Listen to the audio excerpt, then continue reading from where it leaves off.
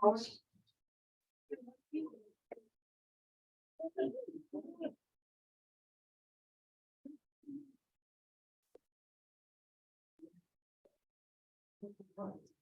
right. Okay. Hey, Anthony. Hey, how you doing? The man of history. All right, let's call the, oh, okay. I'm going to wait for this. There you are. There he is. Four.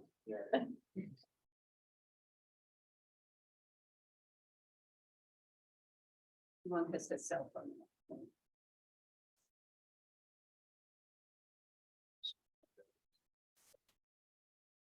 Okay, point of the meeting to order, you want to do the pledge of allegiance this time, we have the flag here, so. I pledge allegiance to the flag of the United States of America and to the republic for which it stands, one nation, under God, indivisible, with liberty and justice for all.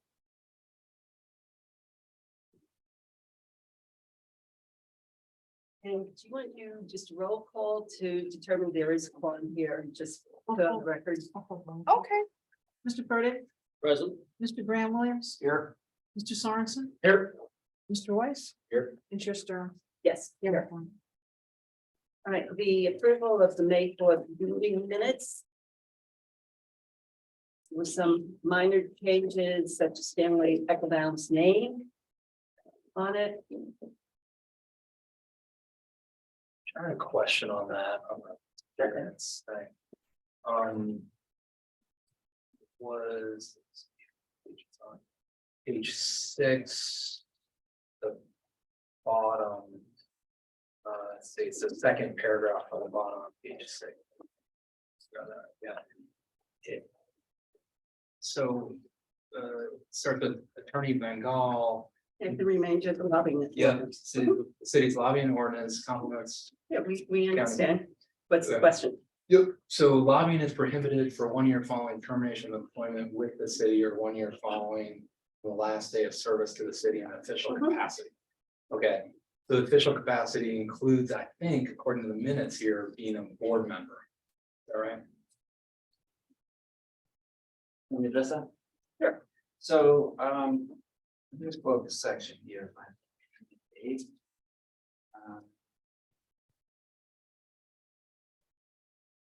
So what I was doing there was I was speaking generally. I was referring to that section, those sections of the lobbying ordinance that complements the county's ordinance. And if you look at section 2-264, let's pull that up.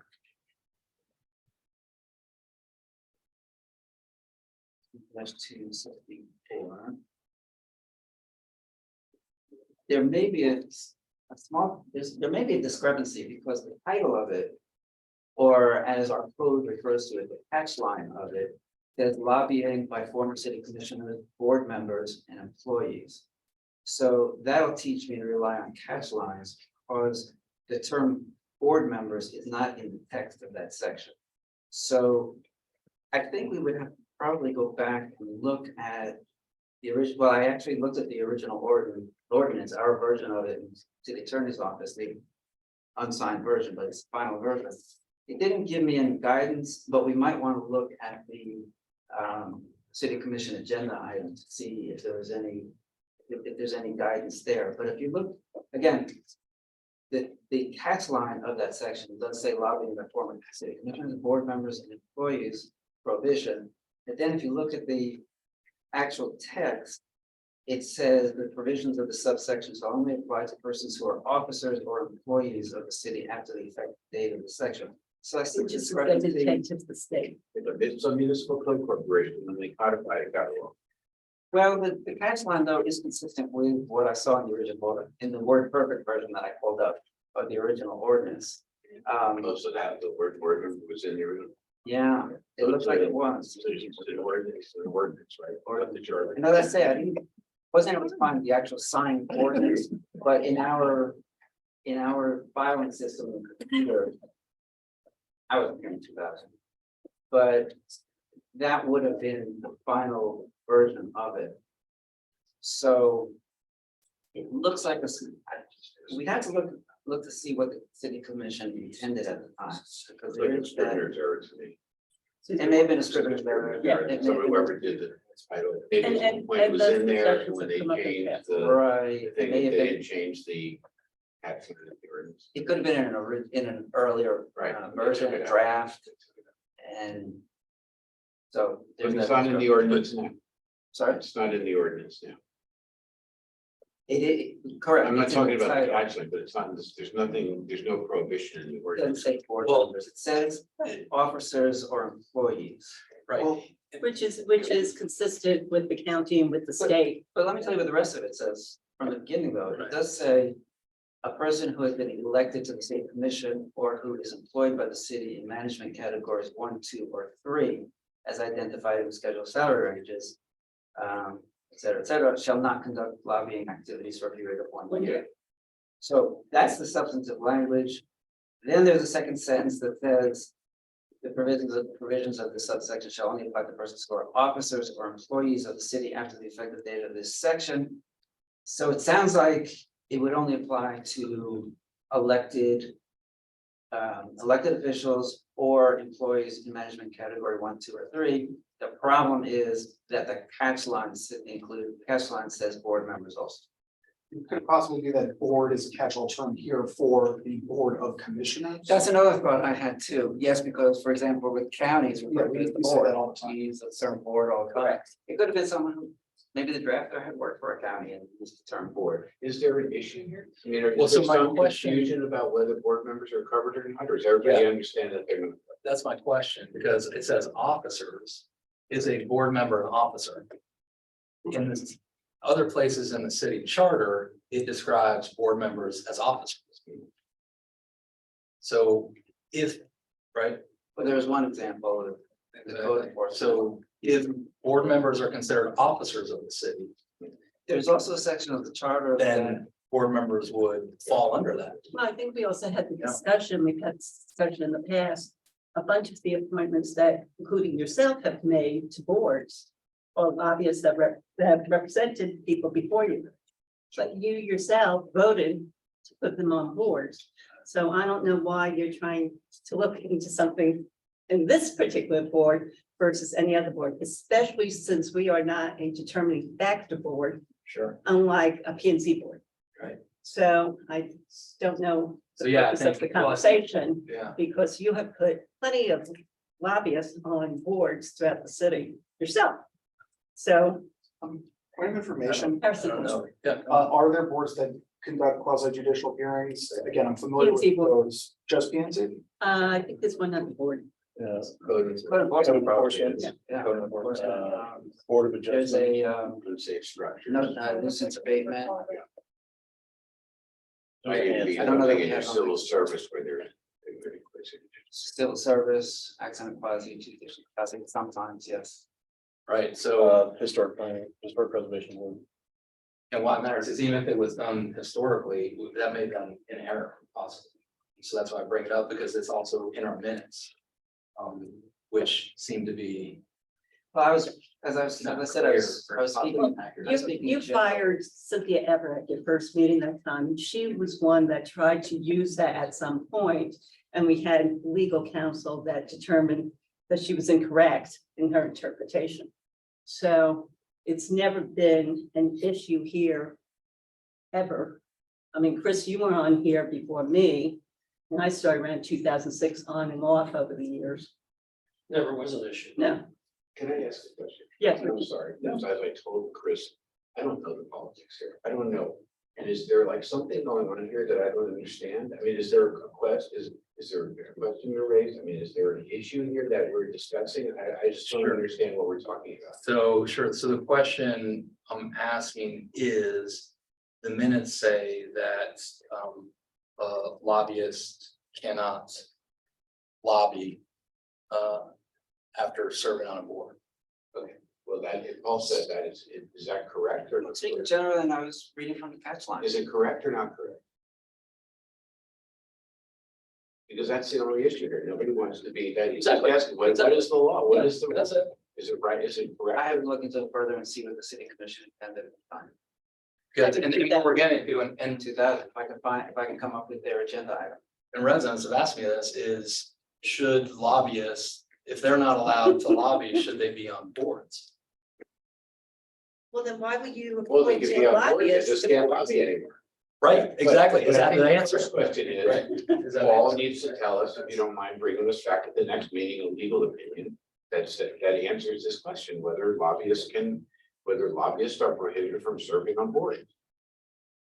And then I think that we need to, when you bring that back, I would appreciate if you would bring back all the appointments to all the boards in the city. So that we could take a look from the DDA board to the PNC board, et cetera, Oh, yeah. code enforcement budget, yeah, Sure. because if that's his position. Based on charter, then going back to all those appointments, I don't know how that's relevant, but we're, you know. well, it's relevant. discussion. It's relevant. If you're singling out a subject, then you have to look at all the boards. It's Sure. an impact. But Absolutely. his answer is there's no prohibition. Is that the end of the discussion, or is there? Yeah, absolutely. Like, this is the third month where he's brought up the same issues. I'm He obviously has an asking issue. the question, but I think you should have a clear answer from the city attorney's office, whether it's legal or illegal. And I think for people serving on all these boards, they need to understand whether they can lobby or not lobby, because it might affect whether they can accept a position on the board. or not. So, you know, I think that we just need a legal opinion. That's it. And like I said, make sure you bring back all the board appointments to all the different boards. Great, yeah, that's great. Okay, good. Because that would mean, all, you know, different votes that So you on pass. no matter Improper. whether it's, if there, I think that maybe. That's not correct. Well, perfect. Maybe we should hold off. Certainly, if Paul said that at the meeting, even though it may be incorrect, it's correct that it's part of the minutes, but there could be a clarification, so nobody's confused. Right, you know, an asterisk, a note in the minutes that this was clarified by the city attorney's office to say that, so that somebody reading the minutes. It's also correct in terms of speaking generally and reading the text line.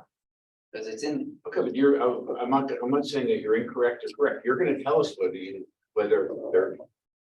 they can lobby or not lobby, and that's gonna be, but I just feel like the minutes should mislead someone, so they come back to, oh, Paul said this, and when there should be the legal opinion should be attached to the minutes. So I move that we defer approving these minutes to the next meeting, so if I would maybe perhaps like an addendum to the minutes that clarifies this, so somebody reading this in the future doesn't go back to that statement that Paul made sort of generally, and we'll have an answer. Is that Perfect. all right? So I move that we defer approve of. All in favor? So, overview of the city charter and code provisions governing use, lease, sale of city land. Madam Chair, let me just, Yeah, I was When you- gonna ask you, Richard, if you would take the lead, and I know this is Chris's item too. so what I tried to do on all these things, if there's a question about how I'm preparing these, I really do prepare these things without an agenda, without any, not trying to make a point, I'm just trying to do what the board wants to do. So if there's any suggestions you have as to the way I'm preparing the agenda, I have thick skin, but what I try to do is, Chris, I know had some concerns about this issue, it was brought up when you decided at your first meeting that this meeting was gonna be about use of city land, sort of in general, leases, permits, all that. So I thought the right way to start out, and Paul has been very helpful, as Junior has also, to start out by setting a baseline, which is what is in the charter now. And if there's any ordinances that apply. And so we all start out with sort of the same baseline. And then I don't even know what the issues are, you know, that has caused this, but then we can talk about, Paul was nice enough to agree to be our speaker and to go through whatever sections are relevant to this issue, including the ones that Chris had brought up. And before we start with that, there's 2 things. Daphne is here from Government Affairs, and she worked on the projects in the legislature, which did impact the personal land, the specific Senate bill we had discussed. And Anthony We're so lucky to be here today because you have the most knowledge on land use and land and lease and licensing agreement. So, because Paul, you don't really work with the land use stuff at all, but they both do. But I know Lynn Solomon has done it, Anthony, we've worked with it. It's not specifically an area there, so it would be helpful. And maybe we just have Daphne present first and talk about the bill.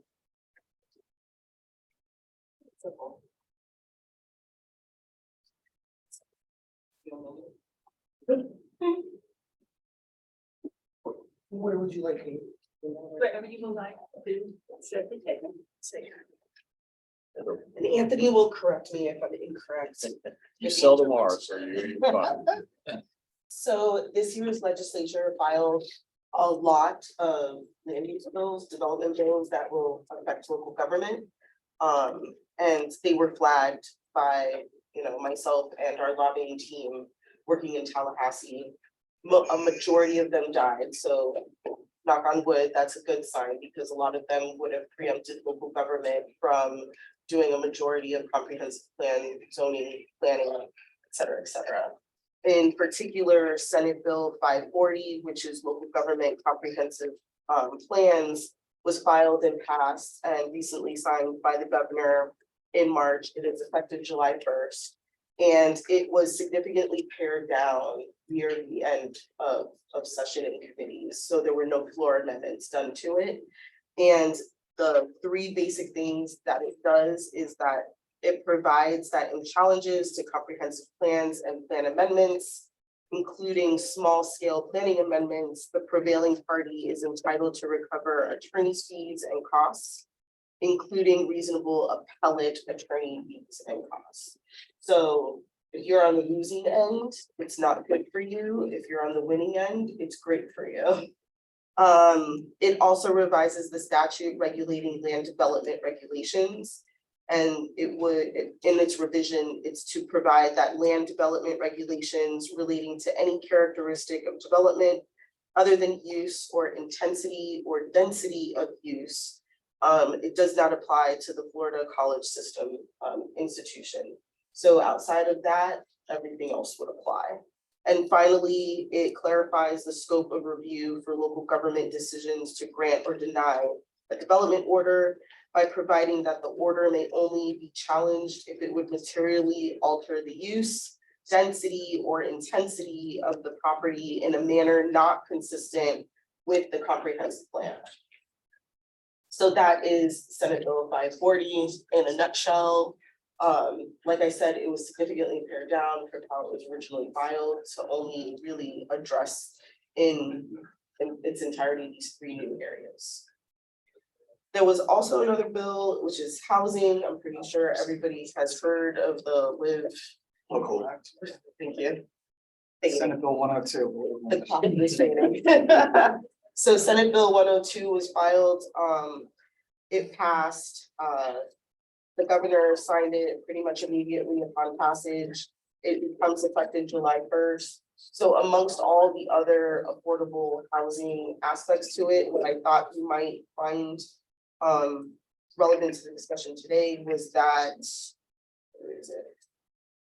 It removes the local government's ability to approve affordable housing on residential parcels by bypassing state and local laws that might preclude the development.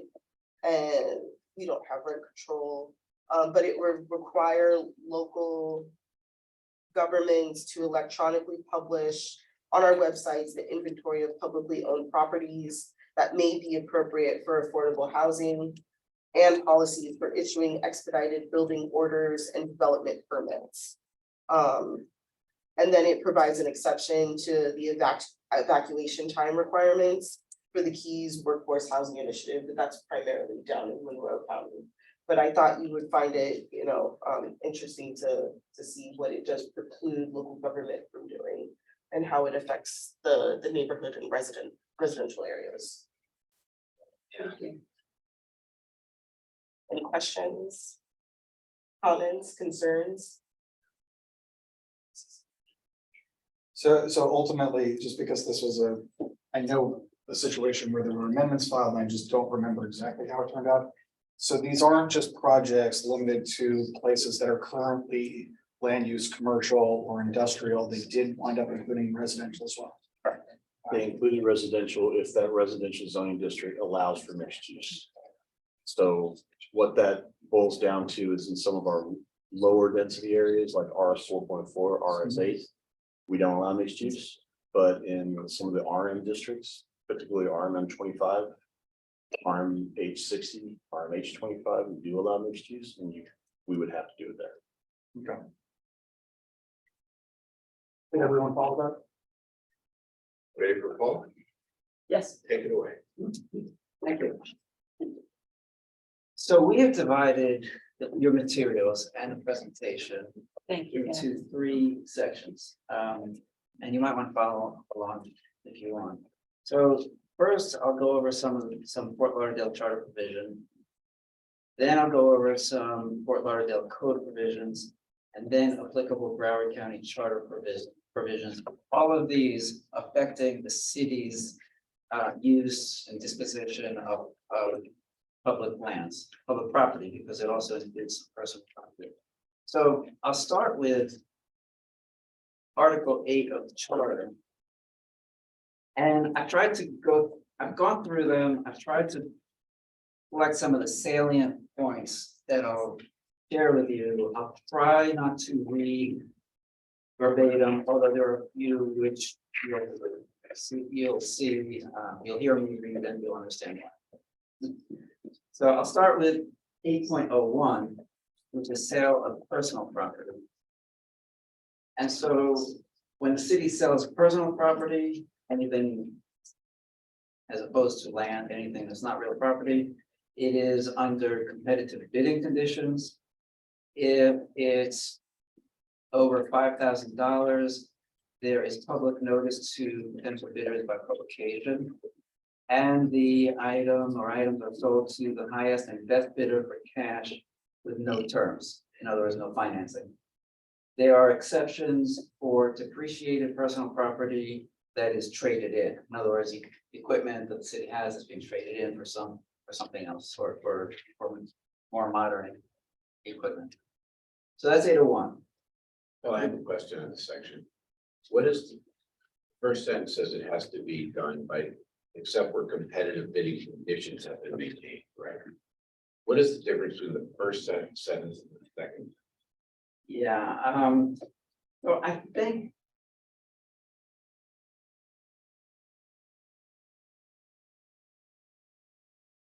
What that means, is a manual that governs the procurement division of finance that provide for obtaining 3 quotes. There are provisions for something they call a quick quote under different circumstances.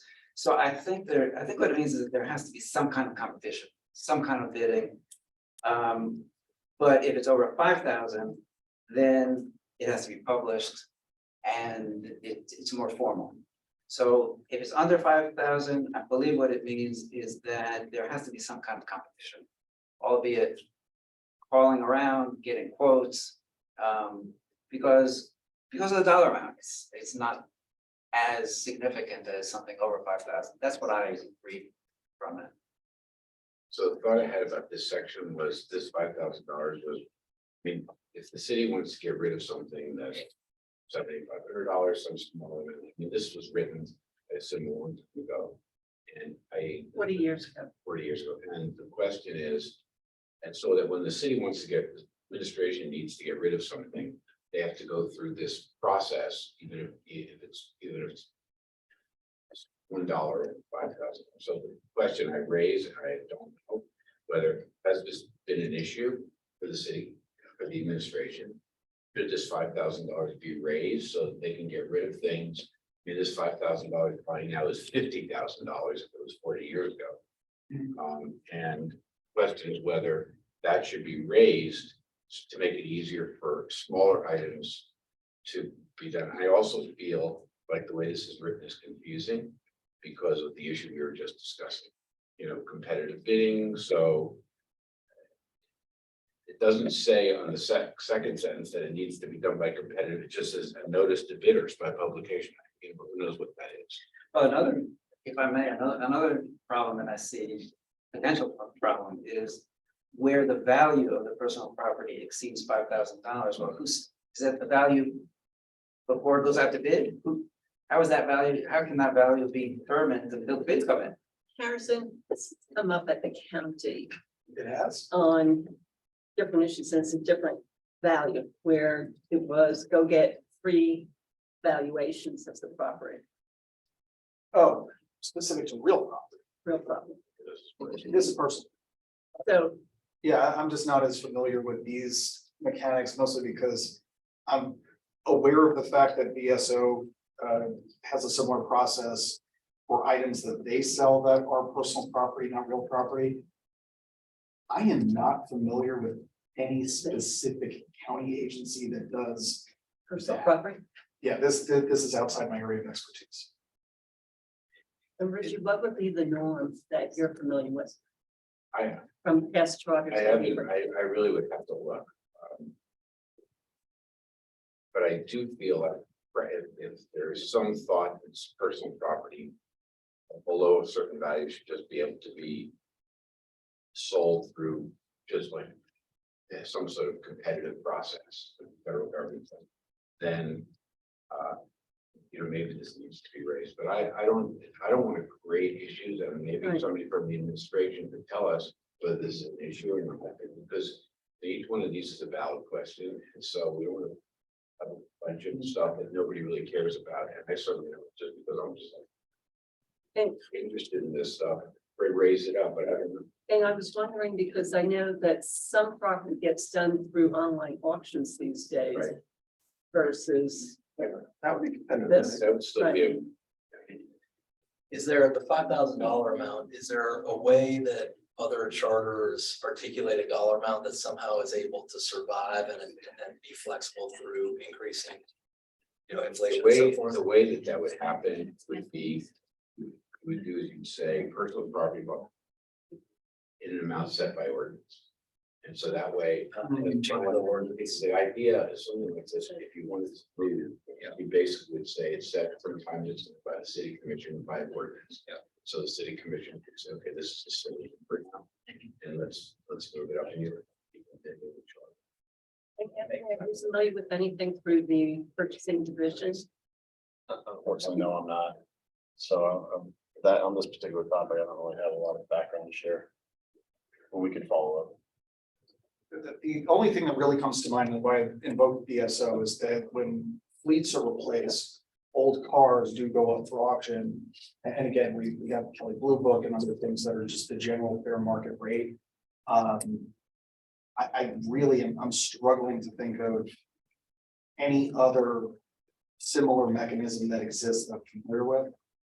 And again, outside of cars, I don't know very high value items that are not real property that get sold by government entities. I think it may make sense to have that suggestion around fixed by ordinance, so there's flexibility there. For I think anytime we have a fixed dollar amount. Yeah, so you'll hear this over and over from me. So my suggestion would be personal property belonging to the city shall not be sold except as provided by ordinance. Right. Like that. That's all I do. That's all I would do is say that. And then the city commission, I could draft the ordinance, right? And they'll do it, and it takes care of this other language, I mean, using. You know, except as you have to pay cash, I mean, nobody's paying cash. And on terms is like an old time, like, you know, like you finance it, it's antiquated. So anyway, I would do this, and again, I don't want to make this more changes that are necessary just because I said charter nerd, but I would change this and I would say personal property shall be sold in a manner specified by the city commission. That's what I think. Paul G has that language for drafting. So as a matter of procedure, what I would suggest is if we are in favor of changing some language, that the majority was changed, the process should be that we discuss it at the meeting, at the next meeting, there should be draft charter language on Ridge as part of the agenda that's been drafted by the city attorney's office. We should then approve that language, subject to us deciding at the end that there's too much junk that Richard has brought up. And we don't want to put all this stuff on the ballot right now. So at the end, just like tentatively, just change the Chris suggest. So, Paul, if you could just simplify this. By the way, the purchasing code was overhauled, around 2017 or 18, around that time. And the previous ordinance did have a provision for disposition of surplus property. My recollection is that for some reason that section was removed, and now disposition of surplus property is governed by the purchasing manual, which is either ordinance in the resolution. It's what governs internally the procurement. But wouldn't this section apply to surplus property too? I assume that any I would person think property it would. that is selling is surplus. They don't. I agree. Yes, Chris. If we're talking about the protocol going forward from our discussions, I think we should put on the next meeting as well. Public input. Well, I have on the end of the agenda, I thought it was important to start setting dates for public meetings. And you'll notice I have two opportunities on this agenda for public input. One dealing with the subject matter that we're talking about specifically, and the second time at the end. But I also have a third thing which says we should set some times to our outreach kind of public hearings. So I have that as part of the, I just. No, agreed. I saw that, but when you're suggesting the protocol, I want to make sure that we did have that public input. So that's a good idea. Very good idea, which is that the items that we are thinking about changing, we should give the public an opportunity to comment on the things that we're thinking about changing. Yeah, we posted if there was. That's a good idea, really good. So for now, we're gonna go on consensus. We're not gonna do any votes about individual items now.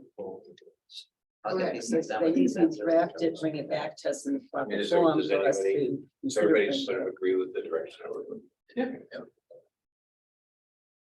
So the next one is 8.02, which is sale of public lands and public property to public bodies.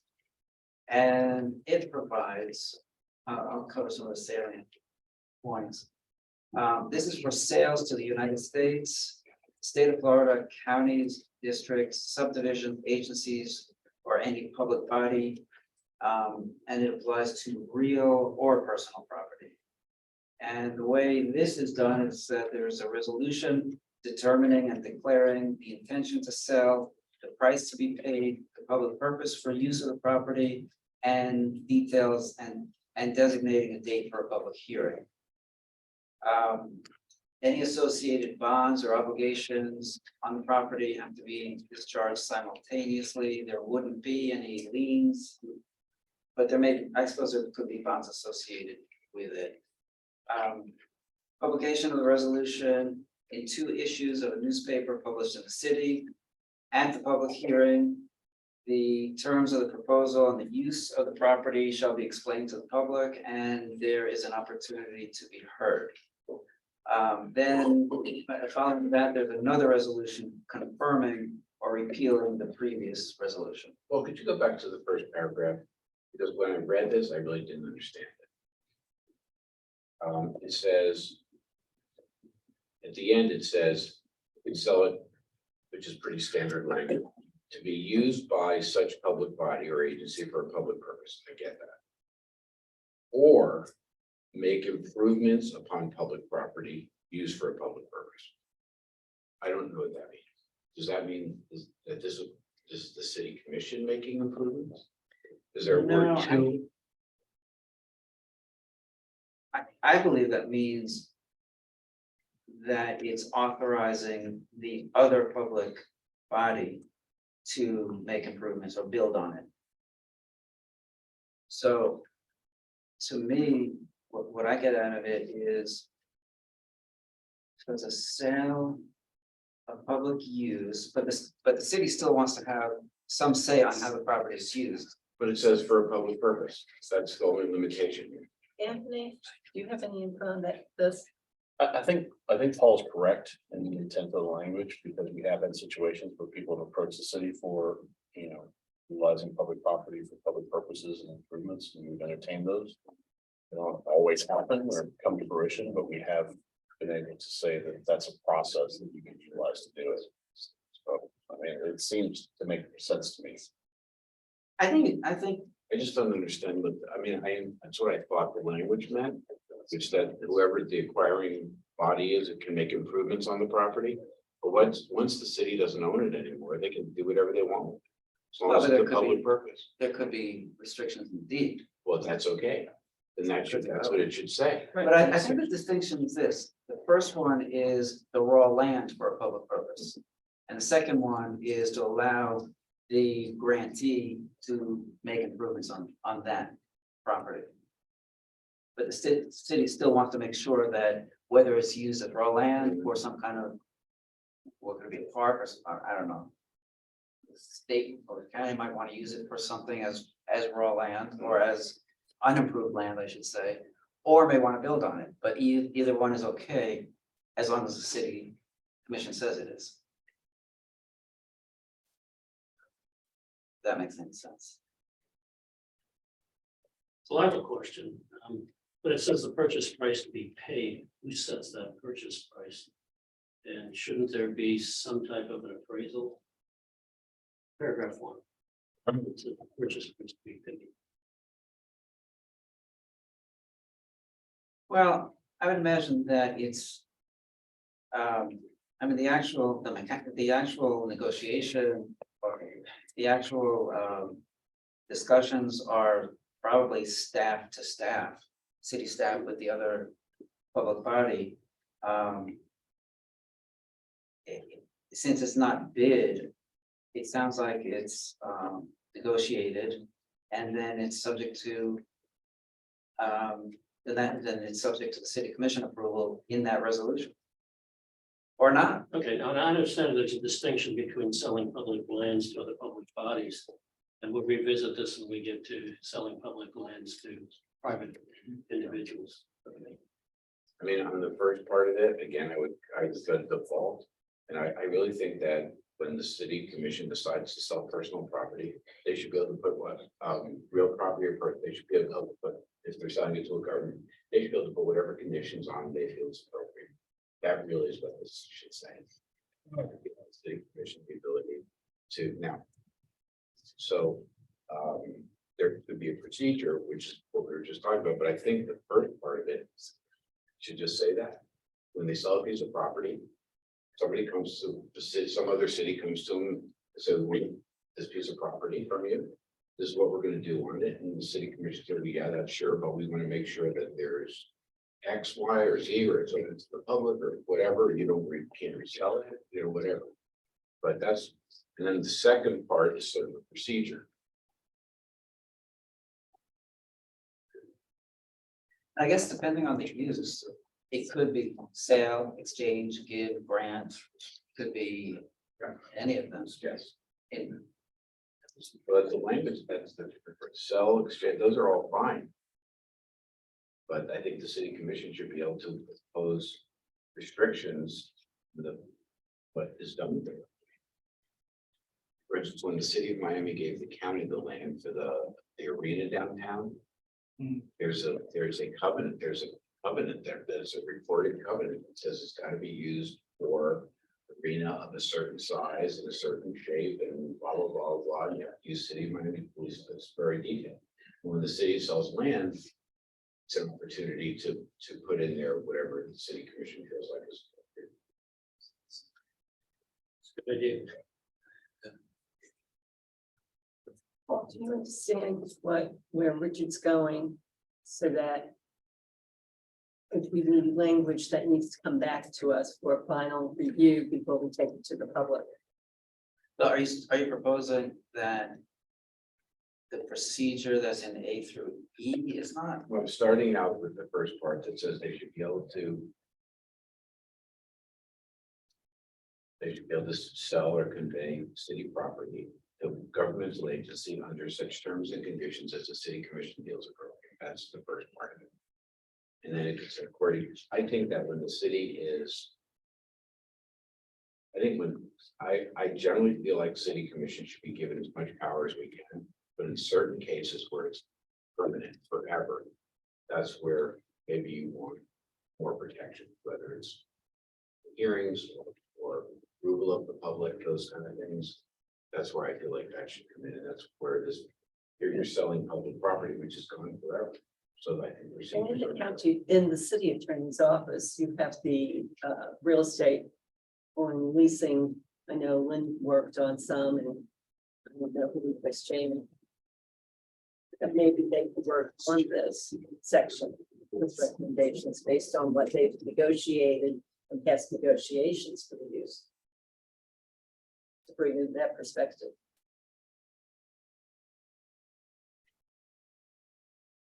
Do that.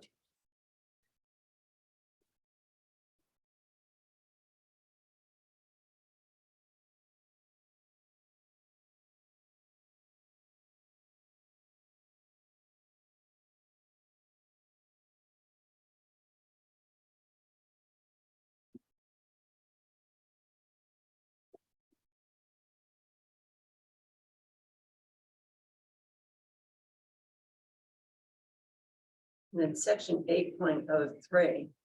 Should I go on? And are you familiar with, and Dean, on the last agenda, you had the conveyance of the driveway over to the county behind the wings club? Would that be along the same theme as this, acquiring right of way for purpose of conveying to a public body? Public. So, according to this, the city can give to the state. So actually, Wherever public body, county. public body is explained. So the city can give to the state or its political subdivisions or agencies or the county for right-of-way purposes, any land. Power is not limited by the procedure in the 8.02, which we just went over. And this, but this is only for public road purposes within the corporate limits. 8.04. And Harrison, that's on your agenda this coming Tuesday. Well, I Okay. read this as the very general infinite series of items dealing with conveying right of way, usually to the Florida Department of Transportation for easement purposes. The less encumbrance there is with that process, the better. It is ministerial and happens so frequently that most of us would never notice, and don't need to. If I may though, in the case of this city though, being so built down, you probably see that with other cities, with other areas of the county and maybe other municipalities, but how often does this really happen in these times? Because the city is so built down. When we're talking about right of way, again, I'm just saying that there have been more items than I care to contemplate or count. That are simply about what public entity is using what minuscule parcels for the purposes of Sign. any number of things, exactly, installation of a traffic signal. It came up a bunch. Yeah, I mean, this is convey a lot for the traffic ways plan and the FDOT, or for right away for turn lanes or something, and the BDMR had to dedicate. I know it's a little bit different because of the lease issue there, but I think there've been some cases where this is applied. I think Harrison's right. I think this comes up all the time, but you'll notice in this paragraph that the concept that I've been talking about, which is under such terms and conditions as the city commission by resolution may prescribe. This is what I'm talking about.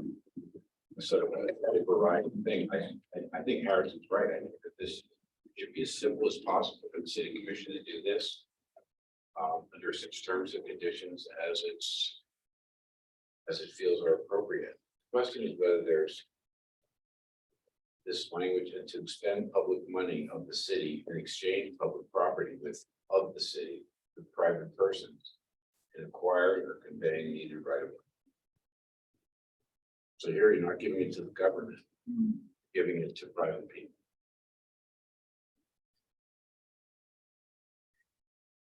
Giving or taking. And I asked that question, I'm not trying to be cute about it. If this is private property where an easement is required. I've seen similarly, that happens regularly, and again, that's everything from utility lines. And to stop lines, traffic signals, and we're not necessarily talking about. Developable parcels is the term of art. We're literally talking about right of way that is. An easement for the access. I think again, if there is some. Overall definition, which I read in here, with the words for right of way purposes. As being broad enough to probably cover all of the different ways in which a non-vehicle access line. But look at the language, it's interesting, it says. Acquiring if they need a right of way, removing utility installation, furnishing easements and making improvements. And making improvements on public property, it's not really limited. The use of that section. Doesn't necessarily seem to be limited to right of way. Let me just go to the beginning of the sentence. They needed right of way. Oh, right. Needed right of way, removing utility installation, furnishing easements and making improvements on public property. Well, to use the traffic signal example, if FDOT has to install the traffic signal, that is an improvement on the right of way.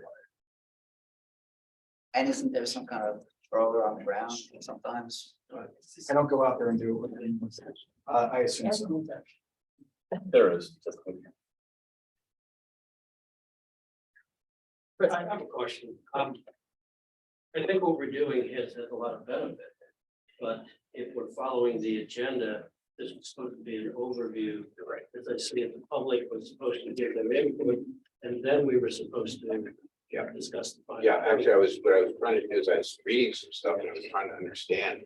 What the current status of things were, but you're right. And I think all your comments are very germane and very appropriate. But I'm wondering, given the time again, we're at 6:19, we won't ever get to the public if we continue with this. In fact, I don't think we're going to be able to finish This whole section. Fair enough. I have 7.5 pages of comments. Right. But why don't you just give us sort of an overview and then we can figure out where to go. Okay, so the next one I'll do is 8.04. There are a few, especially toward the end, that I don't think I'll get to go. So 8.04 is the sale of real property to private parties. So for that, there's a resolution describing the land, declaring how that land has been used, why it is desirable to sell, and declaring and determining that it is for the best interest of the city to sell such land. If it's for less than $10,000, the sale shall be, dare I say, cash. If over $10,000, then there can be, dare I say, terms not exceeding 10 years. The city shall sell without competitive bidding to the party making the best offer. But the city may reject any and all offers at any time. So that may be a little contradiction too, because if it's without competitive bidding, then it's the party making the best offer. Not sure what that means. So in no event shall the sale be for less than 75% of the appraised value of the property as determined by the city commission. The resolution is published within 7 days after adoption. Offers shall include a cashier's check or certified check in an amount at least up to at least 10% of the offer. Out of deposit or earnest money. Between adoption of resolution and the date of sale, taxpayers and registered electors may protest or object to the sale.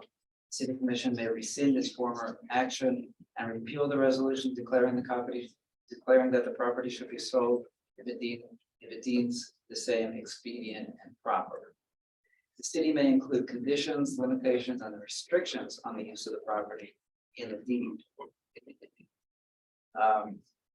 Then there's a resolution accepting the best offer and authorizing execution of the deed. And again, I'm trying to pick out the salient points, so I don't have to read. I don't have to read this. Well, I don't know how much, I mean, we've all read this, I'm sure. I don't think you have to summarize it for us, or if there's things that are. Worth Yeah, I'm discussing. not sure how many people have actually read this, but I think that maybe we do want to move to the public Yeah, input I'm first, prepared to do that. and then we can come back to this. Because we know that there is concern from the public over the actions for the last few years on public land giveaway, so. Yeah, I think so. Okay. Who wants to, Jim, you have anything that you want to question or ask? Well, I did listen to what was One that I said. Yes. Yeah, without competitive bidding, but it's part of making the best offer. That was making sense.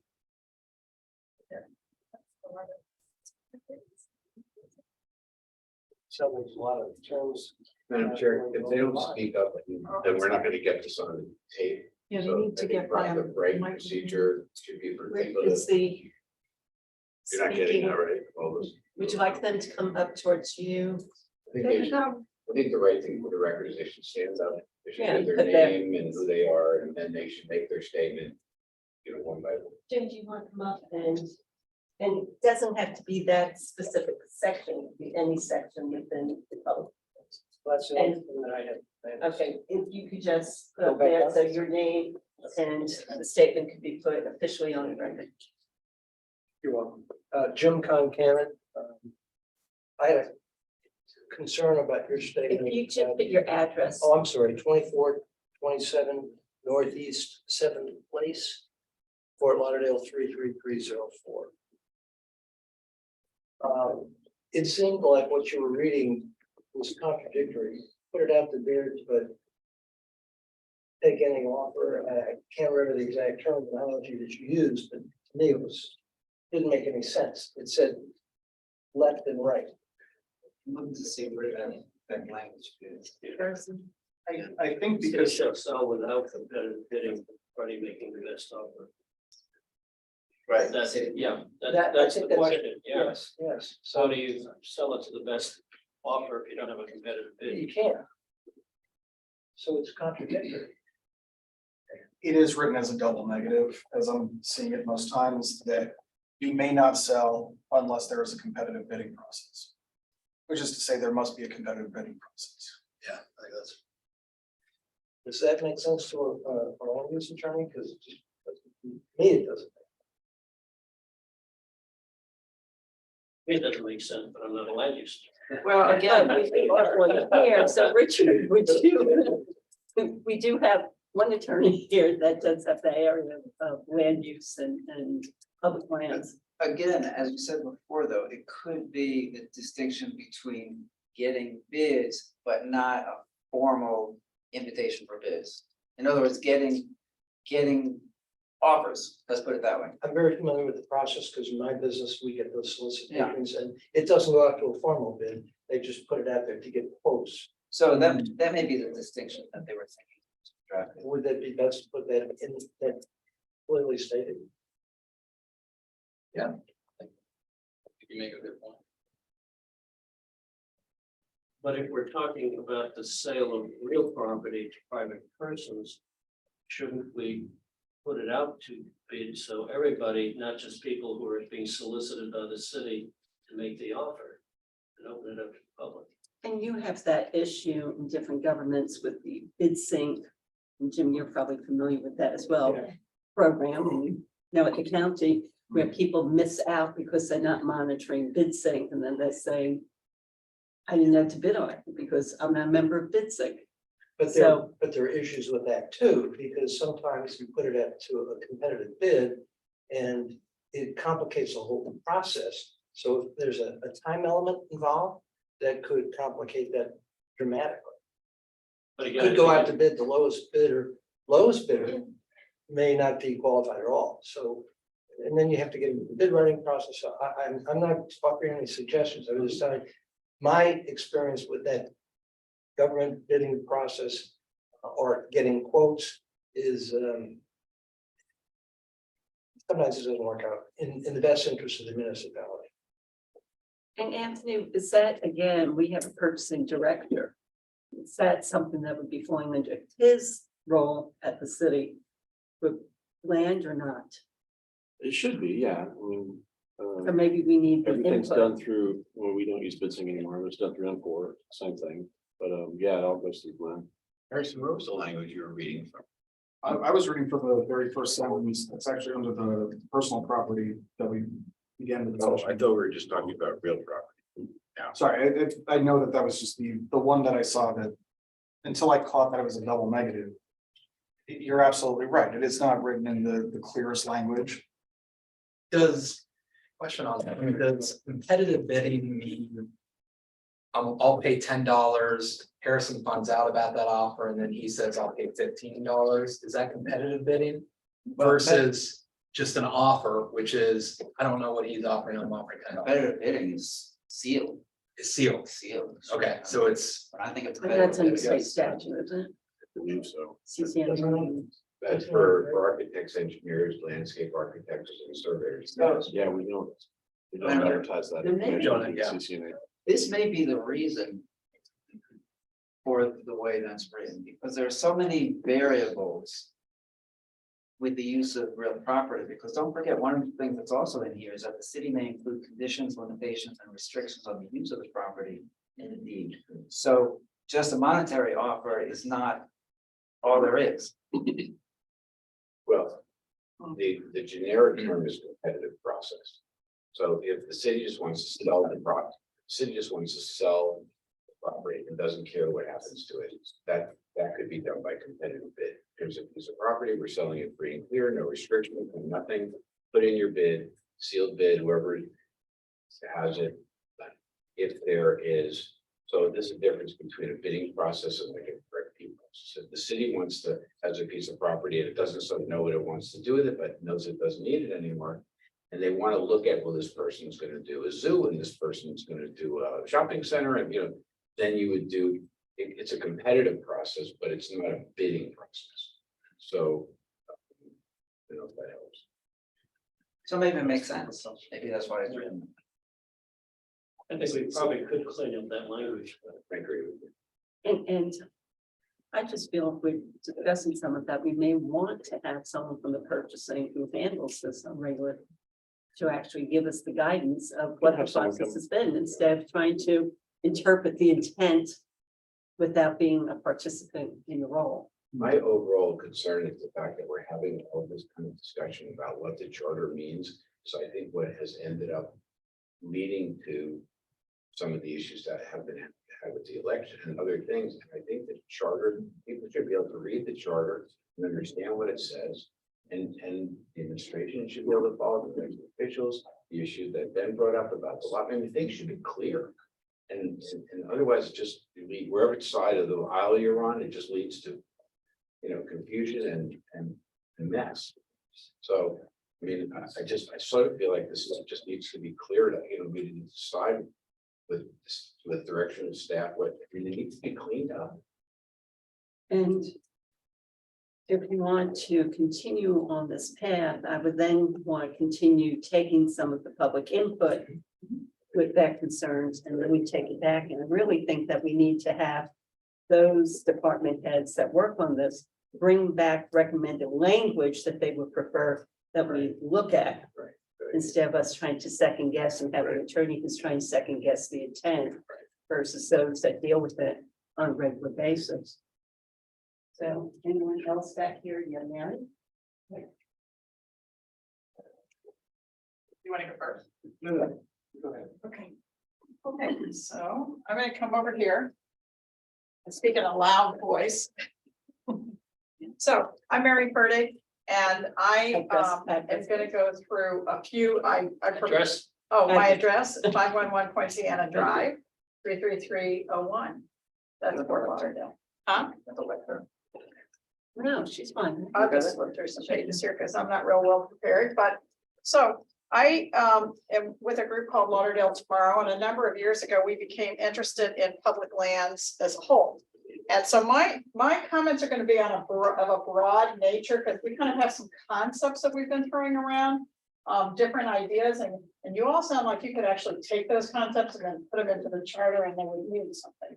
So, the very first thing we did was to get a petition signed in 2016, which read public coastal lands, all public owned lands owned by the city of Fort Lauderdale and located between the intercoastal waterway and Atlantic Ocean shall be limited to public uses and public services provided for the general public, and development for private uses on these public owned lands shall be prohibited. And in accordance with the charter, we got the 1,000 signatures certified by the supervisor of elections. I have some here if anybody wants to see them. That's where we started. It was very limited because at that time, people were kind of had a little bit of angst that we were even talking public land. But I just want to first I want to start by saying in 2004, the people that really set the bar for us were those that went out and got the amendment to the charter on the parks. And that was a unanimous vote on parks, and that was great. The only problem with that was that almost all the things listed on the park site as parks on the parks website were not zoned for parks. So they did not have the protection that was intended. And after 20 years, I think, Anthony, that's finally almost fixed. Barbie's back here. Our group put together a list of all the properties and what their zoning was. It was kind of astounding. So huge pieces of things like Hardy Park that began the whole conversation weren't zoned park. And that is being fixed now. So then 2016 is the next conversation on public park. And that conversation was about ensuring that public lands are used for public use. So then, as we went on, we saw that this really needed to have a citywide emphasis, that it needed to be a citywide philosophy on what public lands are and what public purpose are and what we want to do as a city. And so out of that, we have come up with some suggestions. I'm going to just read a few of these out of order. One was changing the charter to require that lands purchased pursuant to a vote of city residents could only be licensed, leased, or sold by vote of the public. So that sounds good in concept. We have a parks fund right now. We're buying property with the bond money. You can only sell. But on the other hand, that also has a downside. So you have to talk about what the implications of it would be and try to fund something to fit that. But there are many people that feel that when you have spent the money, when the public, like they did with Lockhart Stadium, they came together as a public, they bought the stadium that was used forever, that they should have some say in what happens. Another suggestion. Yeah. So.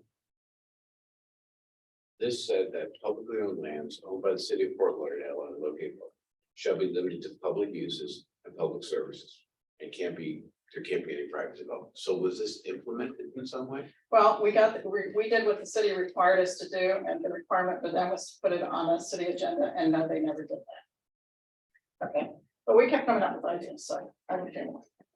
And then just to understand where you're going. Open to the general public, I guess that. But Right. for instance, would this have allowed, was this your idea to allow, yeah, I'm gonna have a concession or what's for foodie Open to boards, the public, yes. as long as, so in other words, commercial concessions, you're okay with commercial concessions on public land as long as they're open to the As public. long as they're So open to the public. snack bars, whatever it is, are all fine, as long as they're open to the public. Exactly. You're just concerned about public land being private developed and limiting public access. So this is where we began, and over time, what became really obvious to us, so I'll cut to the chase, is there needs to be a definition of public lands, which fortunately you have a lot of other bodies that have done this for you. And there needs to be a definition of public use. And I brought an example that the federal government uses here from the Code of Federal Regulations, where they actually define what public use is. So when you do that, that makes it a little bit easier for people when they're having the conversation, because now everybody's having the conversation, and guess what? Everything's in public use, but not really. So you have to define it and reach consensus on that. And I think that's why it should be in the charter, so the people of Fort Lauderdale have consensus on what they mean by public lands and what they mean by public use. And we've had a number of other suggestions of ways that we could amend the charter to do it. I hear what you're saying. It sounds like the charter's a mess. And, to put it in layman's terms, the lay people's terms, and there are a lot of little things to be fixed. My only fear is that, there need to be some overriding concepts that the public can easily understand and agree on. And we have found out as time has gone on that there are many parcels of public lands that just simply aren't being protected. And if you look on a national level, public lands are disappearing at an alarming rate. We can tell you what percentage of public lands of the land of Florida is public lands by the state of Florida. We can tell you by the country, but I asked this question 1.5 years ago. What is the percentage of public land in the city of Fort Lauderdale? I've never gotten an answer. I don't even know how we would figure that out, but maybe Anthony knows, so I'll just throw that to We you. can have our because- GIS department do it. figure That's that not out. a problem. And then what's happened to those lands over time? And obviously the things you're talking about, if you have a little house on a piece of property that you somehow acquired, that should not go really be governed by the same rules as a major piece of property or something. Yeah. So, anyways, I don't know if you have questions, but we have lots of materials and we hope we can come up with a philosophy. It's maybe down by the clerks. Yeah. some of these I don't know. So Mary, your concern is beyond, because when we did the Broward County Charter 2 times ago, we wrote a section that protected county parks. Right, And we actually listed in the charter, and the Dade County Charter, something similar. We listed the parks that were protected, so there was never a question as to whether this. But it sounds like your concern goes beyond city parks. It goes to other. Or does, so we're just concerned about the city, which in the charter has the section on. That was passed in 2004, the parks are protected. Barbie, can you just come up and show them our list? So we took literally everything on the Parks and Rec website. Yeah. And we put and it was really, is your concern limited to parks? no, my concern is total public land. Got it. Public Parks are lands. protected by unanimous vote. Another idea that we have tossed around and think is a good idea is if you don't want to have a public vote on this, that you have a supermajority or unanimous vote the way you do with parks. And that would protect public lands. That would leave it in the hands of the commission.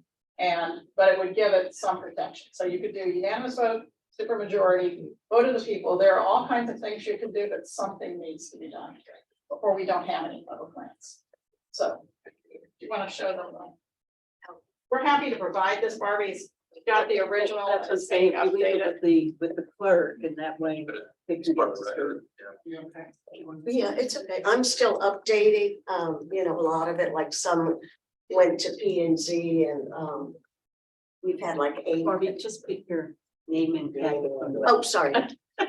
Thank you. Okay. Barbie Pearson. There you She go. taught my kids AC Perry Elementary School. I won't say how many years ago. Barbara, could you explain the chart though, what it is?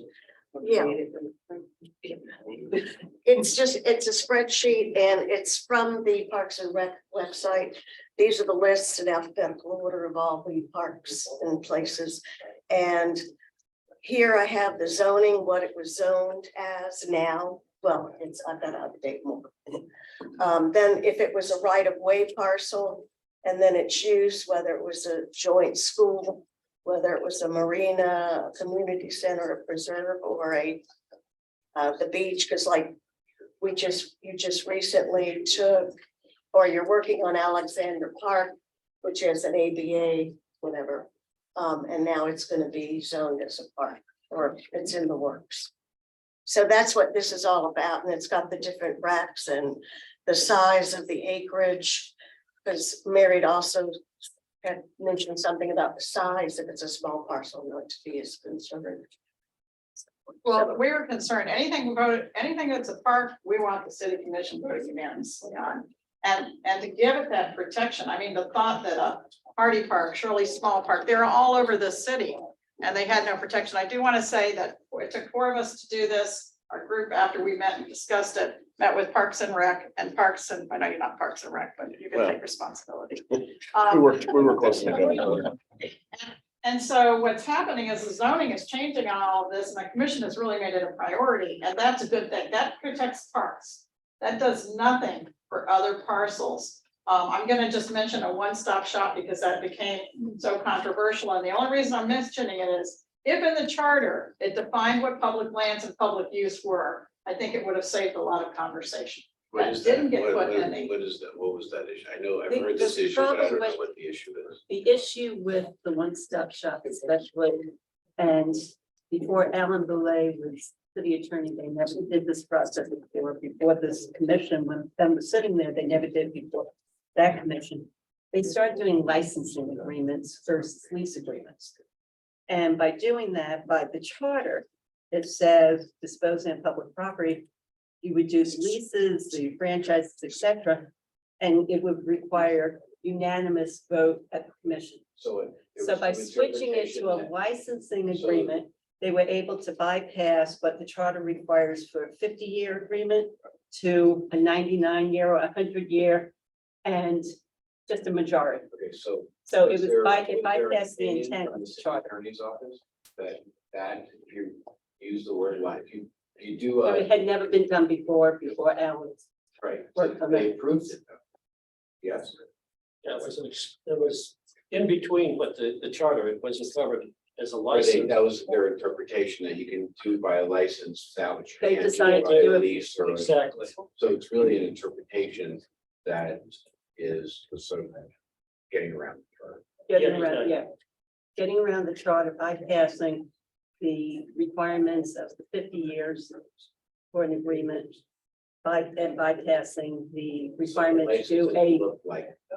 yeah, term. a They just added- unanimous they vote just versus added- just a they just majority added vote. different titles on top. And they did Lockhart Stadium that way, they did the one-stop shop that way. And Snyder Park, though at Snyder Park was in less terms, less years than the other two.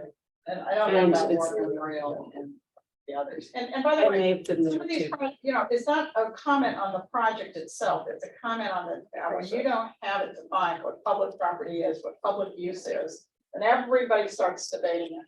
So we just want to see those terms defined. And then we want to see some protections put on and how that property is disposed of. And I can see you got a whole lot of pages on this topic, which I thought would be really simple. So I don't know how you fit that in to this, but I can tell you what's happening in this country, what's happening in the state, what's happening in the city, I should add county, which you've already predicted, is alarming. And the only way we're going to be able to hold on to public lands into the future is to have these assumptions. So thank you for listening to me. Thank you. And I did want to say, Mayor Trentalis has been really supportive of this and has helped us frame some of these, but we were just trying to give you a menu of options. There are no menu on definitions. They need to put it. Thank you. And I think the issue on the licensing versus the leases Oh, yeah. is very important, Yeah, it's just, very it is important, only- because property where by charter we've been through a lease 50 years was given 99 years. I just want to make sure That's what I I was understand what is the. Harry seems to say that the issue of the parks has been taken care of. Is that correct? The issue of putting in the charter that parks have to be decided by a unanimous board was done in 2004. The Okay, problem became yes. parks that the city advertised that they had, many of the most significant, many of them, I mean, just the overwhelming majority were not zoned parks, so they didn't have that protection. So it was, the way that the charter provision was interpreted was it only applied to parcels that were zoned park. Exactly. Even though something might have been. Open space. Utilized. Open space. Yeah, historical park. So is that a charter, is that a charter issue? Because That's not an issue.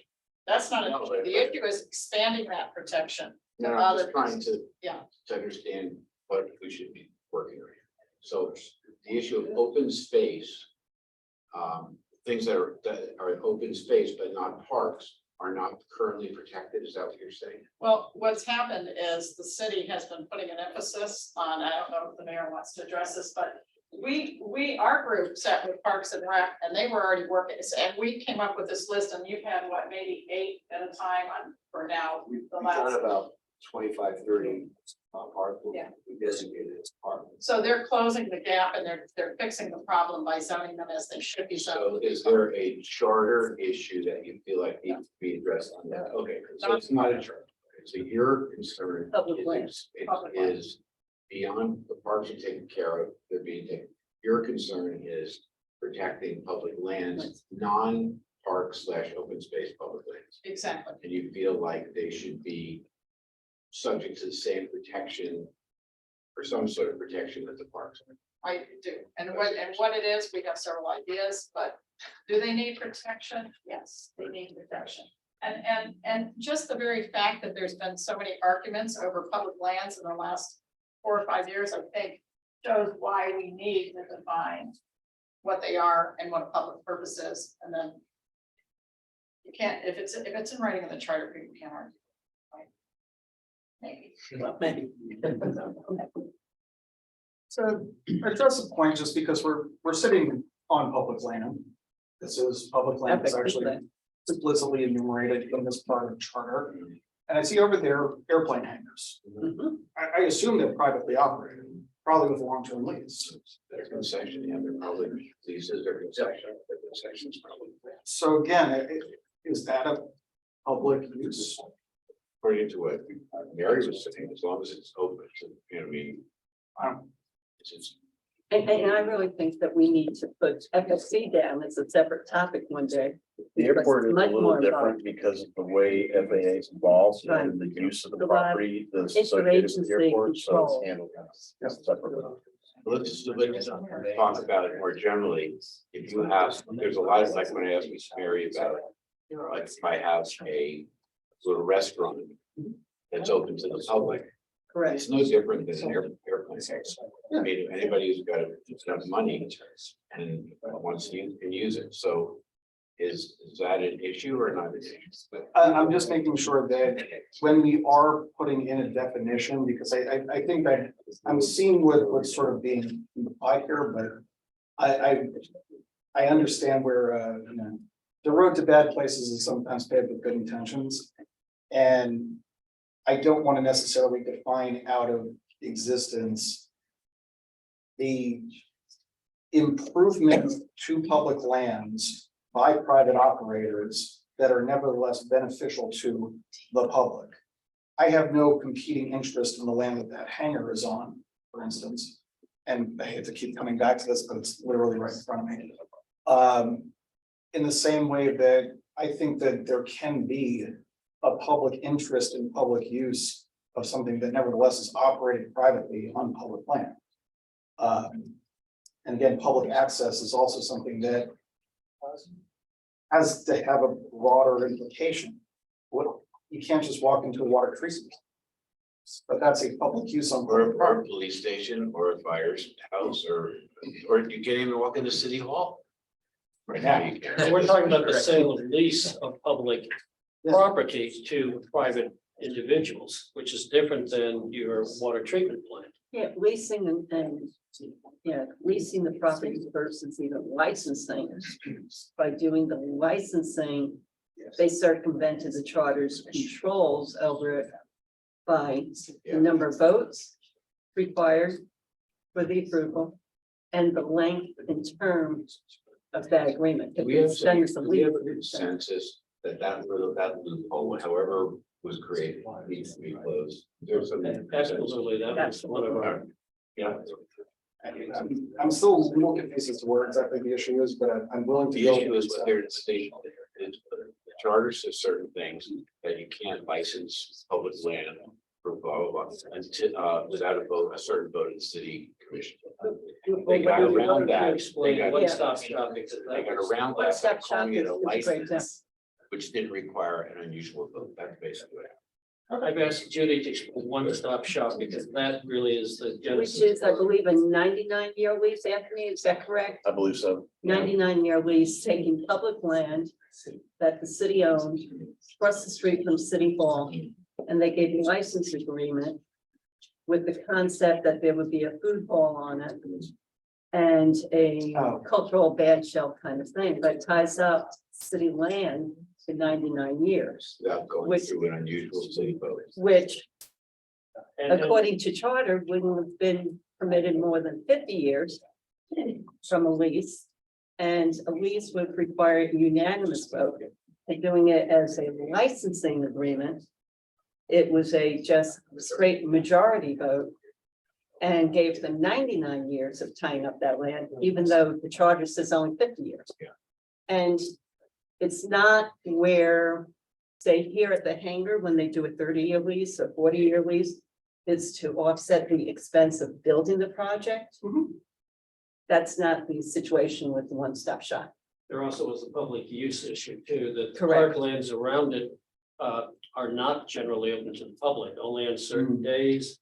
And they cannot be public assemblies or demonstrations that the lessee can control This is the use. the like the one that It's one-stop shop. Right. And that's causing a lot of issues in the community about, well, is that public use? No, you know. And when they voted for the Parks bond issue, they believed that the money was going to go for the implementation on that site.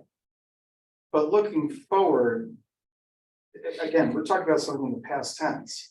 Are we not? Well, that's what struggling we're with saying, overactive we're looking We're voice? saying, they're saying that the loophole which was created by using this term license still exists. And that- yeah, only that- happened with, over the last So 3 that years. it needs to be closed so Closed. that So that we followed the same terms as the lease. With the 50 years or majority vote, public use. Somewheres fill the gap so that they it's circumvented the consistent. charter by using a different term. So, But again, that is something that has happened. No, but that the is- point Right, is but that- the Oh, point of course, is- yeah, that's still the loophole is open. the precedent, yeah. The Right. Precedent So there. what do we do for the future? Okay. I think a comment. Not looking retroactive, but looking forward. Can I make a comment too?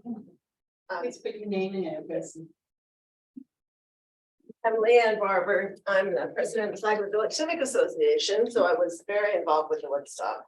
And I really, I'm very happy to see, oh, by the way, my address is 500 Northeast First Avenue. I'm very happy to see that you got to the essence of the issue here. The essence is that the licensing is a loophole in the charter. And it, even though it's great that we're now protecting private, public parks, the license loophole is in the public park. We just licensed 8 acres of Snyder Park. And it is now gonna be up to that operator's discretion as to who they allow into that 8 acres for whatever purpose they see fit. And so, I think we really have to think about what constitutes public use. And I don't think when you give a private operator the opportunity to, and it's one thing about a hangar, because that's not open to the public. But when you have a park, when you have a space that was traditionally open to the public, and you're now saying that this operator, now you get to decide who gets to come into that property, right? And it may, what criteria you can use. In hours of Could operation. be whatever criteria you see fit. And what, did that happen because that particular park was not designated zoned as parkland? No. What, it was open It's the space? hardest part. So how did that happen? It's a license agreement. No, but I'm saying is that, Mary was. At least I'm 3 not putting this commissioners under- voted. I mean, She was saying that the parkland was protected. So if the parkland was protected, it must never have been. It was never. It wasn't. a park. Okay, so it was. it was the former, and City that's why it has office. the name of One Stop Shop. It was a No, old he's talking city about building. Snyder Park. Snyder Park was. No, you're talking about. I'm Snyder Park talking or about- One Stop? I understand what you're saying. She's saying that the Snyder Park has been closed. That was a real park. And so it still is. No, 8 acres have been set aside and given over to a private operator to do as they see fit. So how did that happen? So I think that's why we want these definitions, because that was a license, I think, so you It's a definitely need to license do for license. 50 years, unlike. But the the other issue of 99. public use is where this comes down, every time it comes down to that, because we've never defined it. So you want to define it so that, you take into account everything, but you want it defined so that people can understand when they go somewhere, when they go to a city hearing or when they're disputing something. What public use means, because not everything is public use. So within the context of the fact that public parks are protected, there is a question as to this issue of public use within the park, is that? what you're Well, saying? this is a license, but the public use in this case is their pickleball courts. So the private use is that they may sell something, so. I think they cleared up the language right for concessions, Yeah, it's concessions, different I restaurants. think there's a distinction there because it was the determination that the pickleball courts were a suitable use and then the concessions was part of that overall project. Ancillary, And so there's, Right. there's sale of food and. it's an ancillary use to the pickleball. Yeah, They can still decide under what criteria you use the pickleball court. But they looked at that as a licensing agreement for an operation within the park. Right. Unlike the licensing agreement with Lockhart and One Stop. But when we were talking before, I asked whether having a restaurant, having a way, you know, the little session for surfboards or whatever was okay.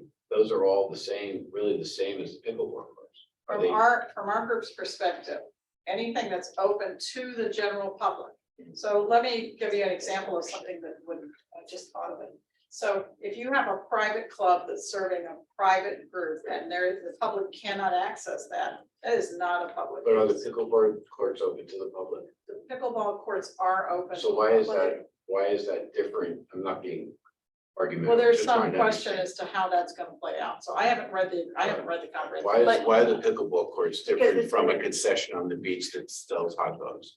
Because it is going to, they are going to require a membership, it's a membership model. Mm. And they are going to be holding international tournaments there.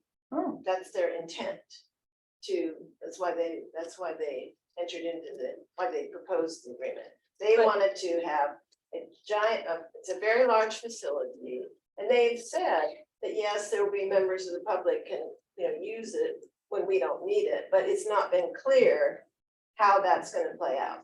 It's one thing to go, you go to Holiday Park, you're going to play pickleball, it's in a park, kind of what the price point's gonna be. Is that facility gonna be the same?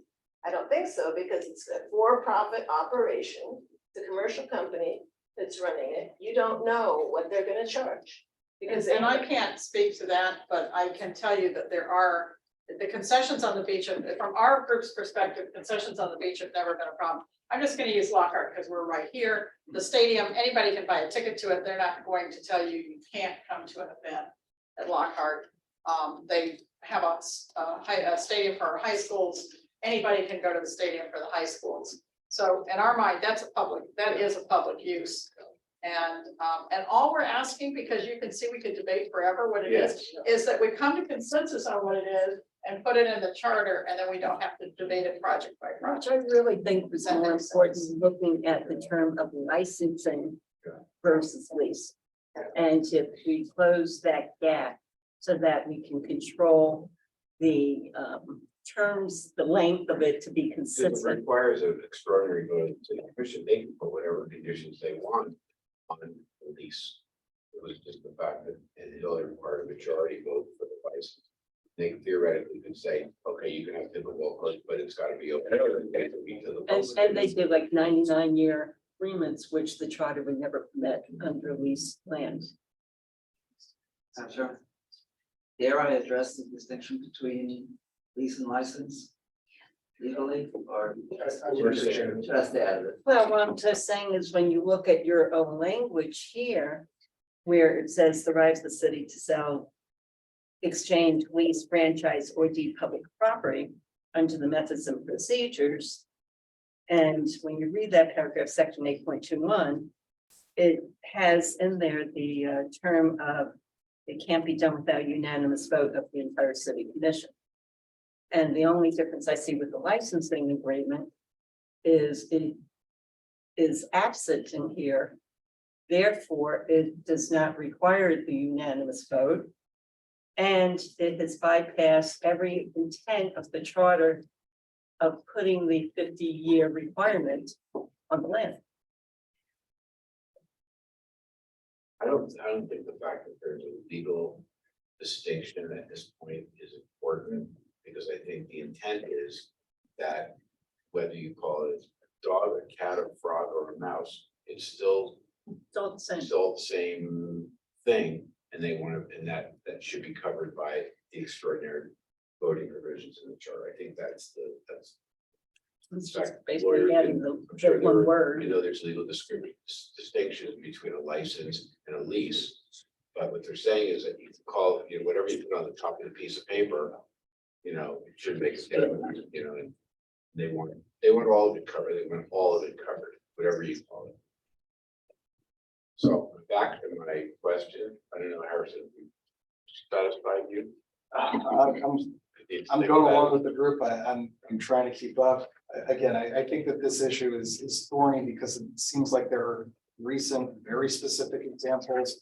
And I'm really trying to make sure that, again, anything that's in the charter is really supposed to be a global governance document Mhm. that is forward-looking, not necessarily backwards-looking. I'm just having a hard time wrapping my head around how to define some of these things in such a way that it would achieve consensus. Definitions are not easy. And I'm not a lawyer. So I'm just trying to make sure that as we try and do something that I think, again, it was definitely within the public interest, which is defining public interest. We're not boxing ourselves in unnecessarily by not being forward thinking as to what future uses of some of these lands might be. Given that, again, I don't fundamentally understand what's wrong with a 99-year lease, other than this section explicitly mentions 50. And that's what we're saying is that if they came forward as a lease, then they would have to abide by the charter. By bringing it forward as a licensing agreement, just using that word instead of lease, even though it's basically interchangeable, they No avoided restrictions. the terms required by the I charter. think we're all we're talking about at this moment. is And it's just to basically make just saying the sure- word license. Just to make sure that if somebody, if they call it a license agreement, or if they call it a permission, or if they call it whatever it is. But it's basically the same as legal. All we're talking at the moment, because I understand what you're saying about the, it doesn't require any defining, we're just trying to close that particular thing that has created all of this issue. That's all we're really. And then let me just raise the issue of what's wrong with a 99-year lease, a 90-year lease. Everything's wrong. And this is public property. And who are we today to say that this property will be tied up for 90 years with a private operator? And if you're saying forward looking, I mean, we can't look that far in advance. And under the common law, a 99-year lease was equivalent to fee simple. And that's, that's essentially conveying public property fee simple, even though it's still under this guise of a lease. And it's tied up this land without anything happening on it since they entered into the But agreement. honestly, that should be covered, anytime that. That should be in the anytime most- agreement of most of putting the- agreements are right. done, it says. that you Regularly, must do lawyers this. would it put does. in That's it. milestones. Oh, it is. Oh, it's in there. And there are no milestones. Not- on it not that taking have the been developer's effective- side. That have been effective. But if there's some great improvement that a developer wants to do on a piece of property. And it's gonna be quite expensive, and the only way that they can get financing is with a long-term lease. Then. I'm thinking that the length, that the type of approvals necessary should be adjusted based upon the length of the lease. So if it's 50 years, maybe it requires voter approval. That I think is what Mary was saying. If we're going to get involved in that type of ceding Yeah. public property, we should maybe have either supermajority, unanimous, Yeah. or the public. Yeah, the input. city of Miami, in order to lease waterfront property, has to go to the voters. Which in order to have any. The HEMR, it's just. Well, the EMR is That's here one of the big specific. controversial issues is that the EMR, as you said, you weren't aware of the local. The EMR was traditionally purchased by public recreational funds. And it was to be used for the public as a world-class marina. Right, That was its mission. right. The current lessee now wants to build or has received authority to build 3 towers, condominiums on the property. And the great debate is that really a public use? But in order to do that, in order to get around the 50-year constriction in the charter, they've given them a back-to-back lease under a special carve-out. PPM Bar has. And in fact, its own special section. yeah, we should also talk about back-to-back 50-year leases with circumvents the intent of the charter. But- Like purchases where you go, you're Again- limited to $25,000 and then you do 25 and another 25 and another. And again, it was in the charter, putting the 50 and 50, unlike other lands, which was only 50. And then the city gave away 99 years and tying up a piece of property that has not had day one movement on it, but the property's tied up for 99 But just years. to move on, I would suggest, because I don't think Harrison's right there yet, that we just put on, you'll notice I have a section under unfinished business, which includes items like the item that we dealt with in Bethlehem. Why don't we Just just make make this sure- under, adding, clarifying the issue of license under unfinished business, and that way we can come back to it whenever you feel. Appreciate it. Just need to define some. Is it fair? Can we ask? Yeah, can we have that on the record though? Dean, what you just said? Yeah, we do need this definition. I said nothing. I think all of your comments are very valid and, Harrison made some very good points. And, it's just, we need, it's, all right, let me see. What's your address? Name and by the way? address. Sorry, Charles, 100 North Anderson Avenue. Still? Well, formerly at 100 North Anderson Avenue.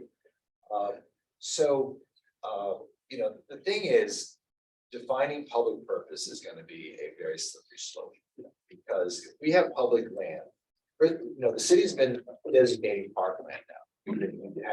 We designated quite a few parcels, like even DC Alexander Park was never designated parkland until we just recently voted as parkland, okay? So we're doing a lot of cleanup in that regard. But there's always gonna be a debate as to what is public purpose, okay? So like Mary said, we don't wanna tie our hands, we don't tie the hands of the commission. If you have a home, for example, that the city took back because of code violations or whatever, we foreclosed on it, and then we wanna sell the property. That shouldn't be a super majority or it shouldn't be a public referendum to sell something. But when it comes to the Snyder Park example was brought up, all right, there'll be a difference of opinion as to what public purpose is. The city commission voted to approve the development of that portion of Snyder because it found somebody to do something that it itself didn't have the capacity to do. Right? It didn't want to spend the millions of dollars to build something that the public was demanding it be built. We're considering building more pickleball courts up here at Lockhart, and that's Commissioner Herbst has recommended that. We'll bring that to the Parks and Rec Board, get a recommendation, whether we should do that and whether we should spend the money for that. So there's a process there. But the city commission, when we voted to build the pickleball courts at Snyder, it was to fulfill a public purpose, a public demand. Yes, there's going to be a charge, but we charge for the tennis courts. We charge for everything because we need to have a fund to maintain the property. Now, you brought a very interesting point up here. This is all public land, and yet we allow long-term leases and they invest millions of dollars in building hangars, right? There's no public purpose there. It's a private enterprise. I would argue that the revenue to the facility is public purpose. And I say that because North Perry Regional Airport in the It's- Hollywood Pembroke Pines area, which is run by the county, has very similar arrangements with people who again invest millions of dollars into these hangars, but once they do, they have the long-term lease, and what happens under their hangar is effectively private, even though again, the land underneath it is still continued to be owned by the county. And I just think that again, when we talk about public versus private, I think there is a public purpose to a private operator doing something that, like you said, a city department might not be able to do, but nevertheless services more people than would otherwise be able to access that. Okay, so that's an interesting definition, okay? And that money that's paid as rent, is paid not into the general fund, but into an enterprise fund. And let me just interrupt because that's, the question is the rent that's being paid. Because some of these licensed agreements, they're not paying rent. Versus Only something like that. in terms of Lockhart, it's a nominal rent, correct? Yeah, But at the that would same be or time, something. but at the same time, we have a tremendous benefit. They spent $160 million to build a stadium, a football stadium, a soccer stadium, and all kinds of, recreation facilities that we own. So in the trade-off, okay, one-stop shop, the deal is they pay us $1.5 million a year for rent, okay? So in addition to the fact that whatever they build on there, we are going to own. And that rent starts upon the completion or offset. On when we give them the CO. Start there. So the land is tied up until that happens and then the city hopes to. Well, but you're right, but at the same time, the land was doing nothing all these years anyway. Lee Feldman was using the building to store boxes, which I always thought was unfortunate, but I guess we had no place to store It's boxes. downtown property. It was downtown, so, Surplus property, basically of downtown. and then we had one weekend, we're all out there painting on the side of the Yep, building. we were all there. Making it an art exhibit, and then that lasted, how long did that last, Anthony, about a year and a half? Yeah. All my handies work was. Anyway, so you It was raised pretty a well. point, Richard, like, where does this board chime in now in this conversation? What's the point, right? So the point here, I think everyone will agree that we need definitions as to what public purpose is. Whether you can come up with that, I don't know. I don't know whether you want to tie the hands of the commission to determine, in advance prospectively what a public purpose is. I think it should be at the discretion of the commission. That's why you elect people. Well, because also over time, well, two things. First, in the Florida statutes, they define, a lot of this has to do with issuing bonds. And you have to have a public purpose to issue municipal bonds. Right. And that's the other key thing The too, the underwriters bonds. were having trouble getting these bonds rated and approved. So in the Florida statutes, there's a definition of airports, seaports, it's all those things, there's a huge definition of what's a public purpose, so that when these bonds are issued, people know that it is a public purpose.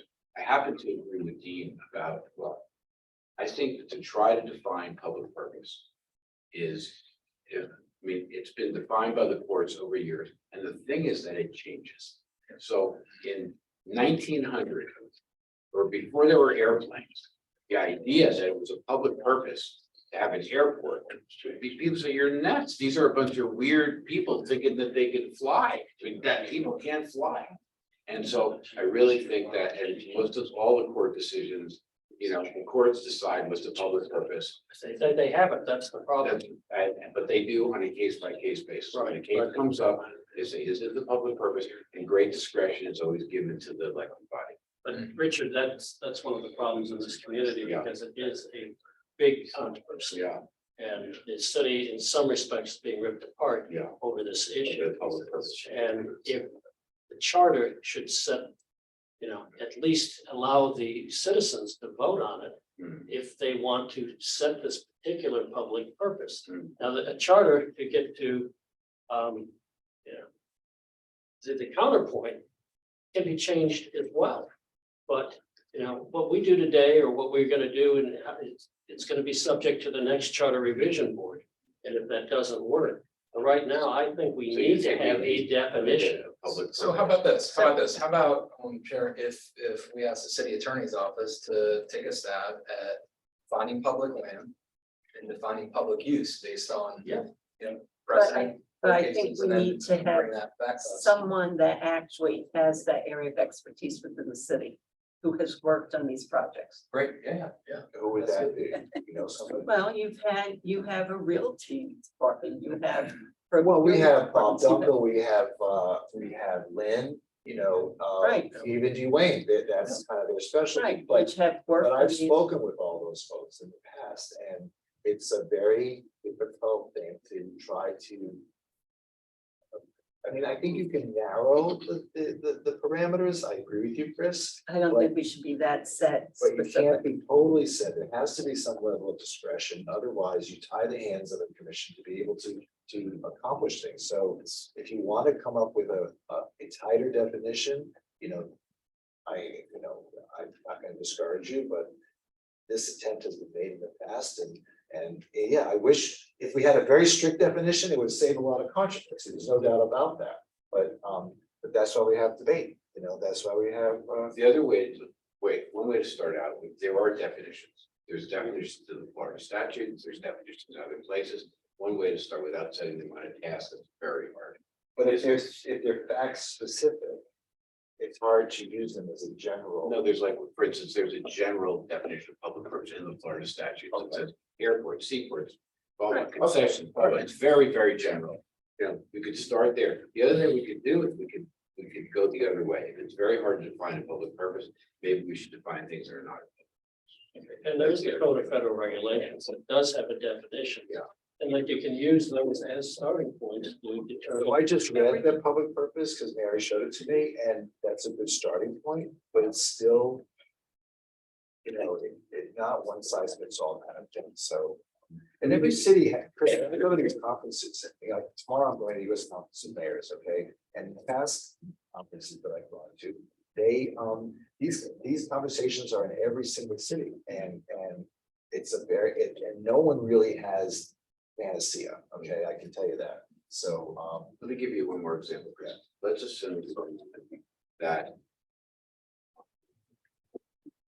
Right, and somebody comes to the city and says, what we want to do is we want to put an internet, a Wi-Fi internet hub in the city on some city property, which will cover the entire city with 5G, with something, yeah. So, I mean, that just an example, like right now, would that be a public purpose or not? Of course, because every citizen then could log into it, and their cities have done You have that. to pay for it. Yep. Now we have to pay for it. But it gives every citizen, whether they have Wi-Fi, Comcast, no, everybody can, I guess just short is as the technology develops, artificial, all of these things, I mean, it's going to create new public purposes. Of course, and that's why there's such a thing as a charter revision board. And every that's- 10 years, so that's the problem. Well, unfortunately, it should be a continual process with the charter. And we attempted to, And we plug we holes. attempted to, and they were not calling the meetings, Yeah, no, I understand that, yeah. but so. The city attorney made it a 10-year process, not the. Well, let's Now give it a you can shot. answer, but- Yeah, let's give it, we got a great So, city attorney team. Richard, when you were working even with Kristen Jacobs on. Yeah. This obviously was a hot topic for her. Right. How did you use that language? What we did is we limited uses in the public park. I don't remember exactly, but we limited what could be done in a public park to concession, like, Rather than recreate the wheel, but. And we it's- have but it that's right here in different- Broward but It's different because the use of a park for park purposes is much narrower than could be, like, for instance, public lands. and public lands. So it's much narrower definition. And to Be your, a broader. sorry, but to your point, I'm sure that charter revision board at the county level probably coincided with the approval of the voters of the 2000 Parks Plan, which similarly had other bond-related language in it to include the county, again, purchased and improved with those. So I think funds. part of it was, part of a definition of what a park was would be park purchase with that county one. And one thing to keep in mind, if we are gonna do the roadshow, and go to various places within, for the public input, that would be a time to flesh out some of this as well. Well, no, but listen, I can come up with a definition, I've been involved in a lot of litigation where the issue of what's a public purpose and, some 40 years practicing what was a public. And I don't think it's a particularly great idea to rely on a charter review commission there to update. And the city could be like a great thing to come along that we don't think about, which will come along. And the city can't do it because it's not listed in the charter. It's almost like going back to the bidding process when today things are being done on real auction versus the process. So I mean, things change. You know, you could also go back to the default, which is public purposes set by the city commission by majority vote, by super majority vote, by unanimous Then vote. you're gonna throw that back to the city, that would be a real can of worms. I think We it's- can't agree. It's the majority vote. What? No. No, it had to be. You have to be something pretty Yeah, do you special. think you can ever get a city commission to agree unanimously on that? But anyway, I think it's within our scope. Right, to try. Try Let's try. to define it. That's it. Let's try. Bill? Yes. I'll be very brief. I think everyone's hit on William Brown, 112 North of Birch Road, 33304.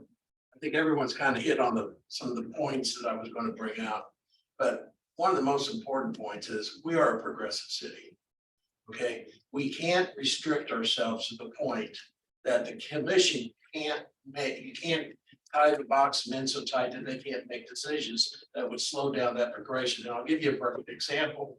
Was the disposal site, the contaminated site. There was a Superfund cleanup site. It was cleaned up and sat on the city's tax rolls for how many years? 20. Then they had a proposal to come in and put a motion picture studio.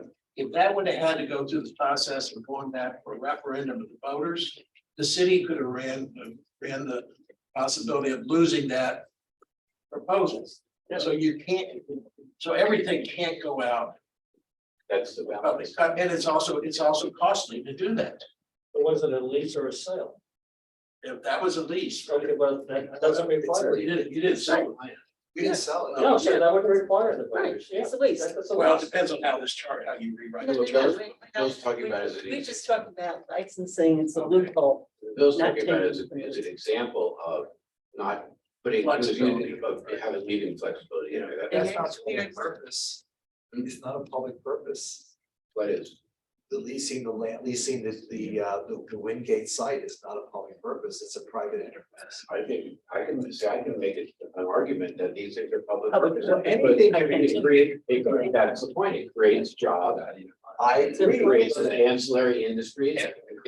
You know, they're also putting an educational program in there for at-risk youth. Right. Blah, blah, Yes, blah, blah, you know, like anything. Tourism, economic development, But at the same time, it's a private enterprise.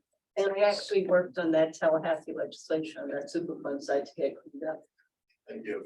And then the second point I want to make is, you know, it's been 40 years, I think, since a lot of the things have been revised in the charter. And there's technologies out there today of disposal of usable or properties.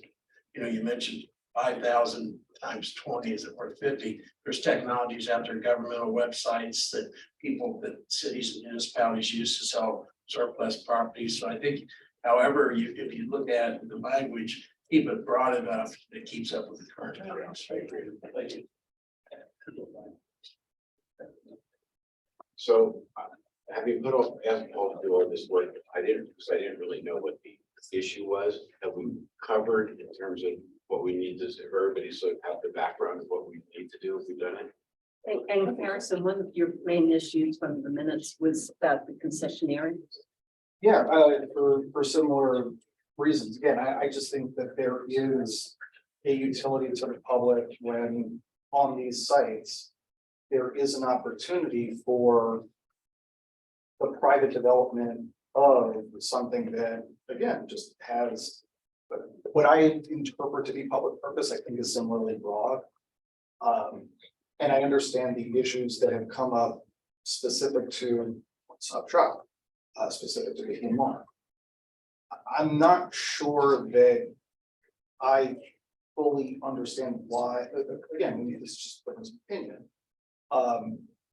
How any of these are so obviously counter to my understanding of public purpose, similar to the fact that, again, a Superfund site becoming a movie studio seems to have very many ancillary benefits to the city at large. And the county, yeah.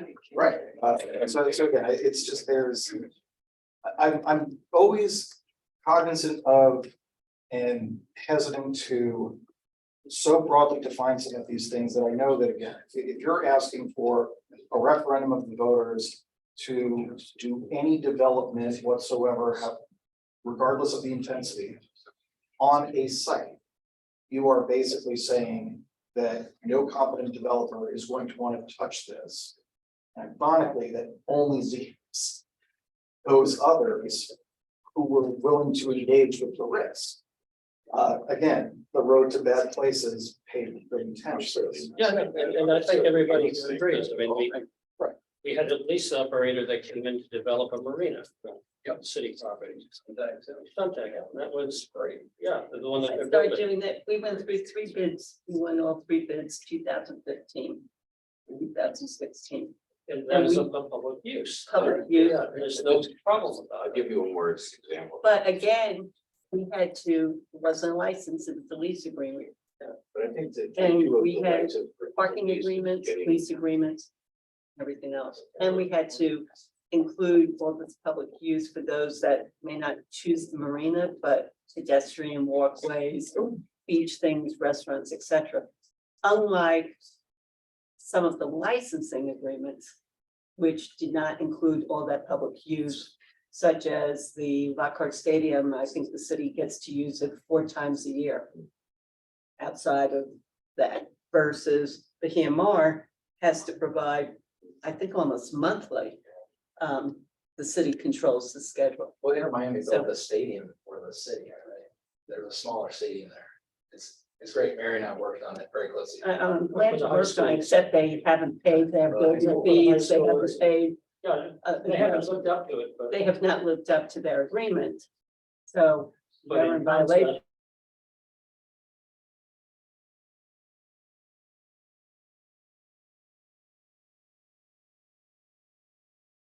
Right now is their agreement. We could, wanted to help them using municipal bonds. Hmm. And there was an issue as to whether issuing municipal bonds, tax-free bonds, backed by private companies to build a facility was a public purpose. So they have to go back and they amended the Florida statutes, a whole industrial revenue bond section saying that it is a public purpose. So that's how much you can, And that's a good point, that anything this commission does, if there is a need to change it, they can take it to the voters and get another amendment to the charter. This isn't locked in stone. all right, well, let's look at some. But you have to also have the ability to have the charter called, because we tried multiple times the last 3 years when we found that the city was passing ordinances that were inconsistent with the election laws or the charter. And we would put in requests for charter meetings and they wouldn't grant it. So for 3 years it sat idle. One of the huge power grabs some charters do provide that when they approve, they appoint the charter commission. The charter and the city commission must put it on the ballot. In a huge power grab, I mean. But I'm not suggesting it. I'm just saying, but that's the way to get around the problem. So it's a lot of history, but you had, I'm sure in Hollywood, you had similar issues in the definition of public land. Oh, yeah. I mean, I worked on projects there in the 90s. And time hasn't changed. Right, and my feeling was the same, that if certain projects can only be financed with a 99-year lease.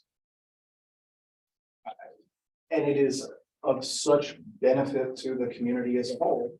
There might be a difference of opinion on the utility of one project, and to bring us back to Hollywood, Margaritaville was that project. I still, while sympathetic to those who were opposed to the project, I understand that now that that iconic resort sits on Hollywood Beach, and there was, again, ancillary benefits to the public, with the redoing of the garage next door, not gonna get into the finer points.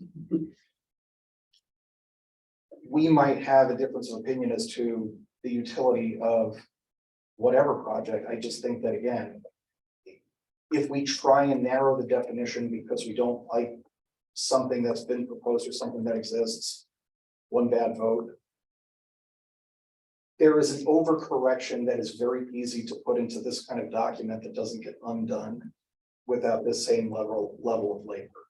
And so again, my general opinion is if there is going to be a change in the language of the charter, it has to be because something is currently broken, undefined, and posing an ongoing problem. All of the above. Is currently, I think, we're facing in this city, yes. And, I would think that from what I've heard from, our neighbors, of course, my neighbors are just my neighbors, that they have a lot of concerns over this. And you are right, there only are a couple projects that have triggered this. But, people are concerned about what remains. And as Mary said, how much open space do we have in the city? And, that the counterpoint to one-stop shop is, do we really need a nightclub there? I mean, is that something that we need to fund through city dollars? I'm not taking a position on it. We have the new Parker Playhouse, we have the Broward Center, we have the new War Memorial. That was the discussion in the neighborhood. Yeah, that was just a discussion, but I think, these are valid topics to be discussed. It's valid to take it back to the community, see if there's any interest to it.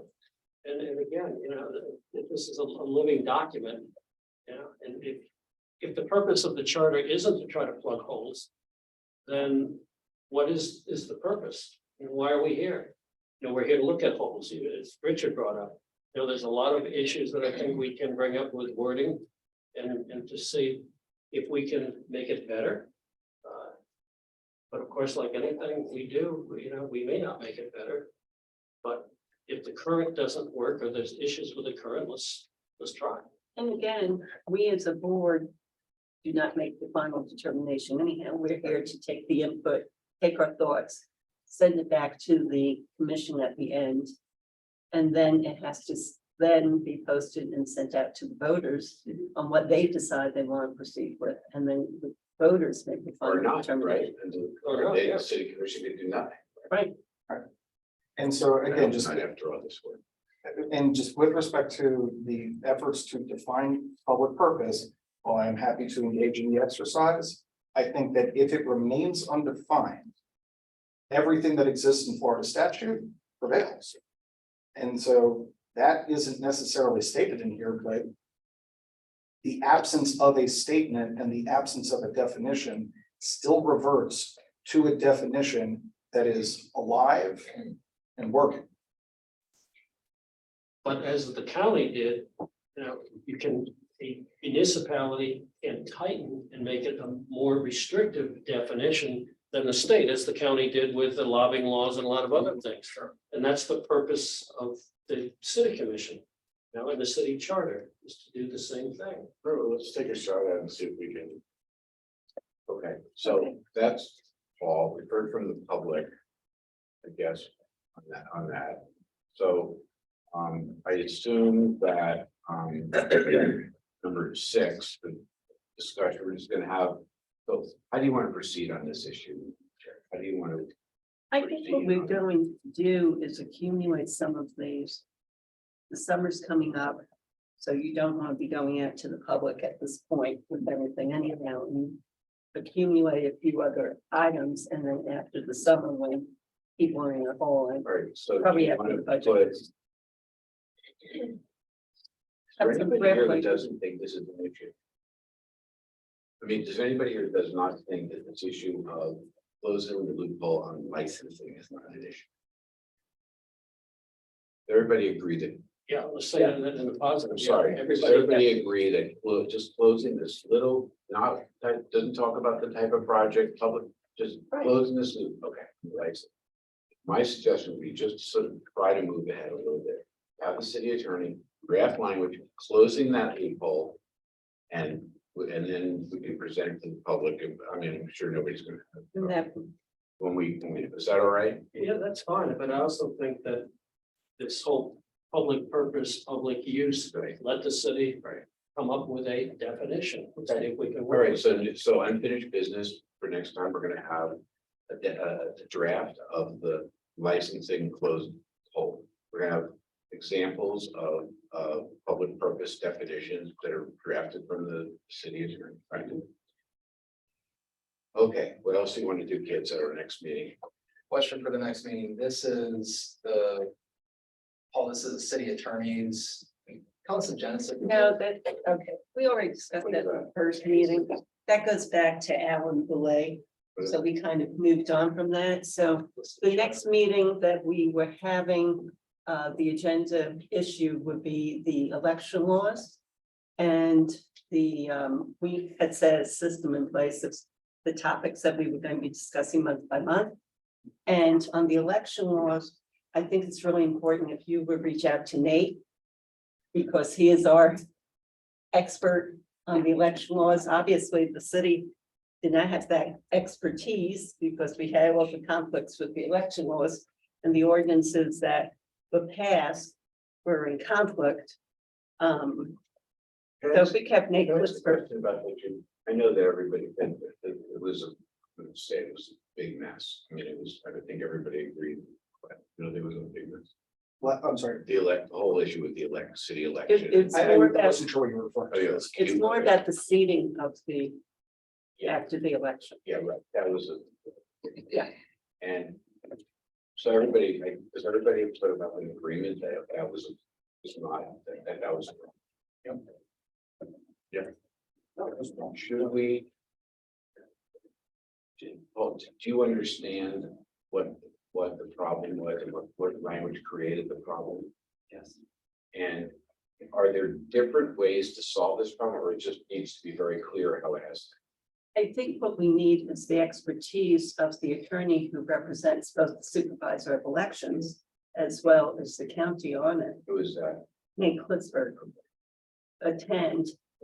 And because he brought points which was totally contrary to what the city attorney has said about different things with the election. And this way, with his expertise of being the most current election laws, that the value of having Nate sit here. All right, so next time we're gonna. Just say, we have some outlines of the sections that are, this was from memorandum from the city. Yeah, I think that's what I was. Yeah, and they delineate some, and I have some other ones that I think were part of the Yeah. root cause. And It was a little disconcerting when I got that memo because it was written by the same person that created the conflict. Oh, no, I understand. I have a few others And to therefore- add to it, but I think that was working. The framework is rather than looking at everything, you know, zeroing in on what the problem And, was. and I think that's where Richard was going. That was more so about the seating, Mhm. right, of the elected officials and what the law says about when you can take. When you can contest, yeah.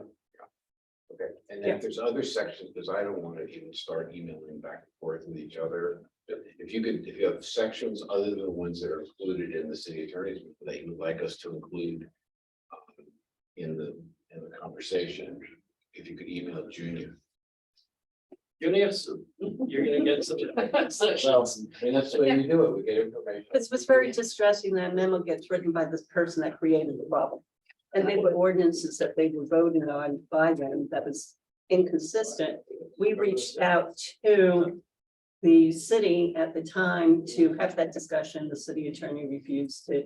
Exactly, that's why I have other sections. Right. So you want to, Chris, I'm hearing you saying we should talk about these sections. These sections, I have other ones that we think were the root cause of. So if you And, could get those. to you know, her, and then we'll- again, you had city attorney and you had commission, which when you're sitting on at the time that voted on these things that were inconsistent with the law. And was inconsistent with the charter as well, and created the problems that we had.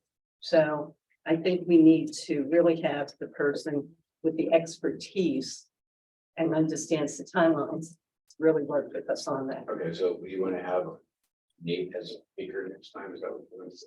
Yeah, and if Harrison would, I'm happy to invite him. I hope he doesn't have any July 4th plans because. He doesn't. That's just what we're talking about. yeah, Paul.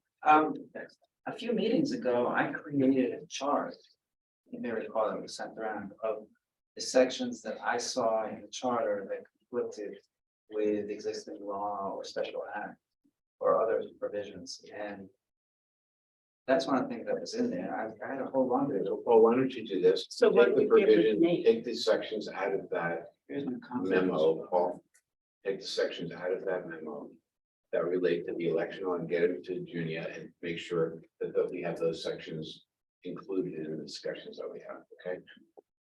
Would you want this whole chart again? No, no, specifically don't want the whole chart, but just the sections that deal with the election stuff. Yeah, it's, I see 3.04, the judge of. Because it was, that chart was very comprehensive, at least when I try to hone in on the election stuff. Yeah. Yeah. Any registered elector shall be entitled to file an affidavit setting the facts.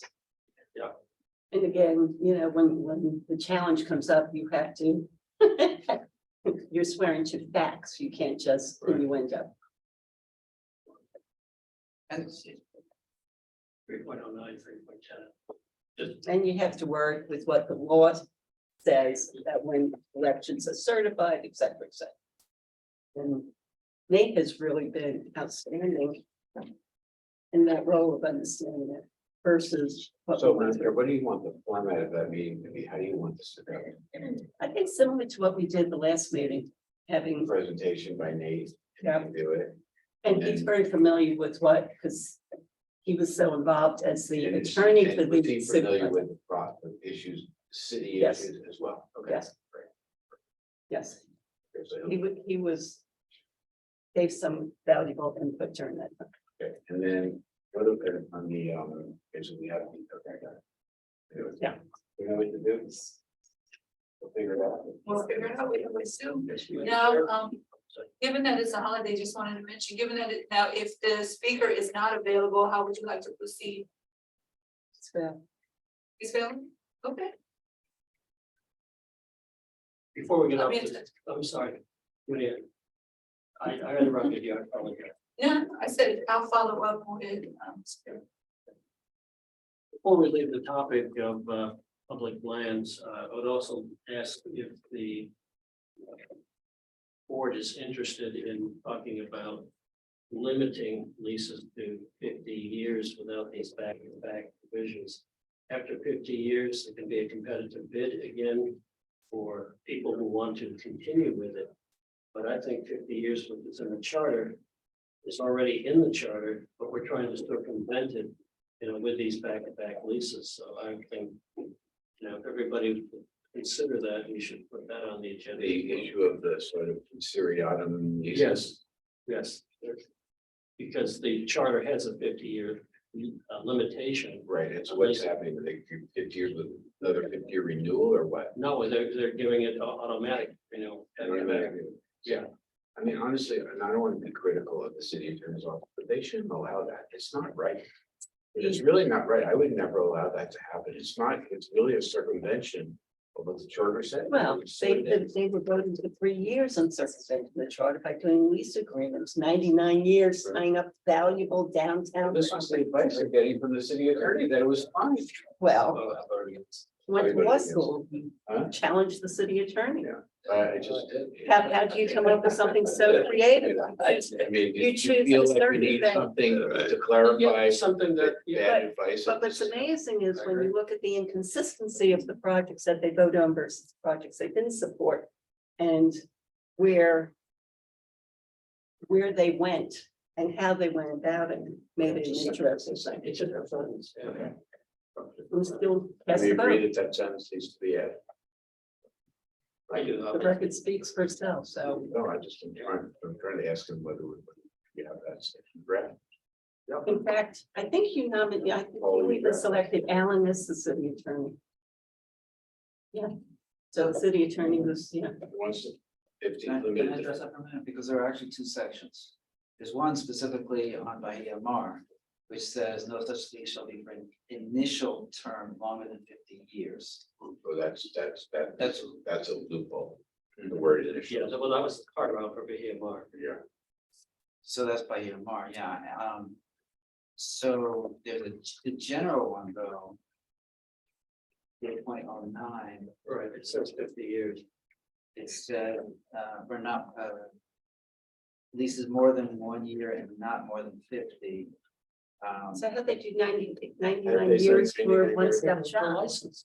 Okay, so let's, the question is, does the section, we're gonna clear up the license. Yeah. Does the section on lease, which seems very clear, so you can't have a lease or whatever we call it, and here that doesn't need to be changed. We don't know. But it has been changed. What I'm saying is that a clarification that that is the intent, not to have these back-to-back leases. Because that was the argument. Well, it's only a 50-year lease, but we're gonna give them another 50. But I thought it was a But- license, not so I got around all of it. Well, that's We're what they talking did, about- that's what they did with one stop shop. Yeah, that's a- And then you have the Lockhart Stadium, which limits the city to only use that property 4 times a year.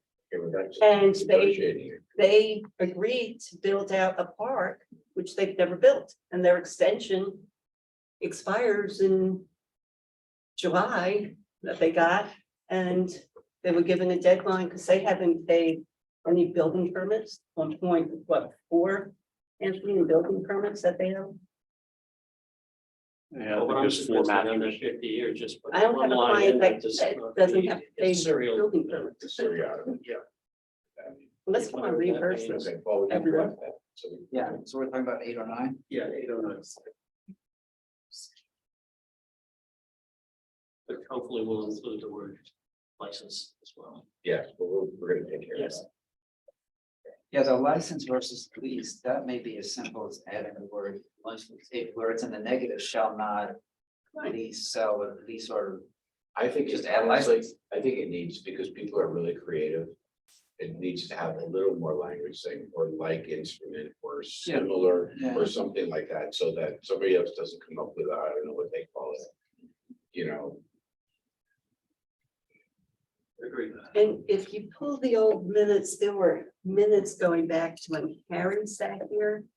And Rochelle Golub brought up the issue on the EMR. And there was a whole intent because of the residential intent. Because Heisinger had that property at one time, well, I would include. so it goes back to what you talked about, Use financing and agreement, funding a project. because these are terms that I would use to get around it. Permit, use agreement, you know, those kind of- or similar facility, but yeah, just, I would just put in whatever you could to make sure that we actually close this. Yeah. All right. We'll get your. Chair, Madam- agenda item 8. One Oh, last, yeah, that's- going there. This general. Oh, yeah, public workshops, are you ready to schedule those in the fall? Yeah, we would not do public workshops before the fall because the whole issue. You know, people being gone for the summer, that was always a here at the city. And I do have number 9, which is just general public input on. They say whatever they want to say. And we're still continuing going through sections of the Right. charter. It's not stopping it. Just quickly on the public workshops. As a citizen, having attended many workshops, I think it'd be beneficial to just. Or wait until you got everything done so that you can do one presentation. At the Council of Civic Associations and then another workshop for the general public. And then that way you can look, the public will have the opportunity to see the final executive summary of everything that will be proposed. In the past, we went to various neighborhoods. Right, we went out and we did around the city and we made sure that. things- That might, going to the Council of Civic Associations, doing a presentation there, you get a wide swath of everyone around the city, different socioeconomic levels, and I think that would be really, it would save you a lot of one-on-ones going to neighborhoods. And what we also discussed the last time, there's still so much more that we have to discuss, including staggered terms and et cetera, and other issues like that. What we had discussed, and you go back through the minutes of 2017, was also taking it to a pre-agenda meeting in each commissioner's district. Because there are people that don't join the Council of Civic Association. And that way they get out there too. I think there's really 2 public input. Means one public input, but is to get input from the public as to problems they see, and it's part of the It's part of this initial process, what problems they see, what things. And then there's a second level, which is what the Jim said, Bill is talking about, which is once we've got all the recommendations. Then we go out. and Then do go the ahead, I roadshow. think it's really a two-step, process, one just, you know, yeah. Okay.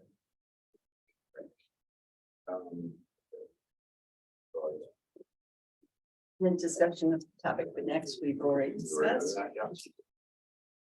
Madam Chair, I just wanted to mention, probably all the board members are aware of the conversation that occurred on the dais at the city commission regarding the charter review board. And We're doing a if good there's job. any, Doing a great job. just see if there's any questions or anything you want. I'm not aware of that. One of the commissioners was talking about the items that were provided to the charter review board, from the commission. And just, Actually, we never got one from the commission. okay, It was a document prepared by Alan Boulay. okay. Is that the same in every district? Yeah.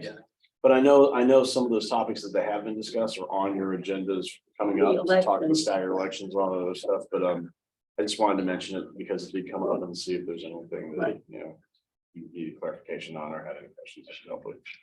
We just figure if we start doing first educational. And then we can go back and do a workshop with the commission. Understood. I mean, we've it's done in the such a past. big encompassing discussion.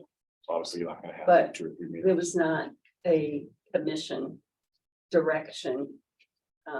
As everyone understands, this is. Open to going through section by section of the charter, not a limit to one person's personal opinion. At some point, I would like to start going through, starting with the beginning and going through, so that we do have. Once we get these highlighted. I think so. And if you really look through the old minutes, all the topics that we're addressing. With the same hot button topics that we've discussed in the past. And it's funny because I found something in Romney Rogers with the sale of public use land and. We had a whole section about citizens petitions. So. It's very similar to past input. All right, motion. So you have to look forward. Do I say? Thank you. Thank you.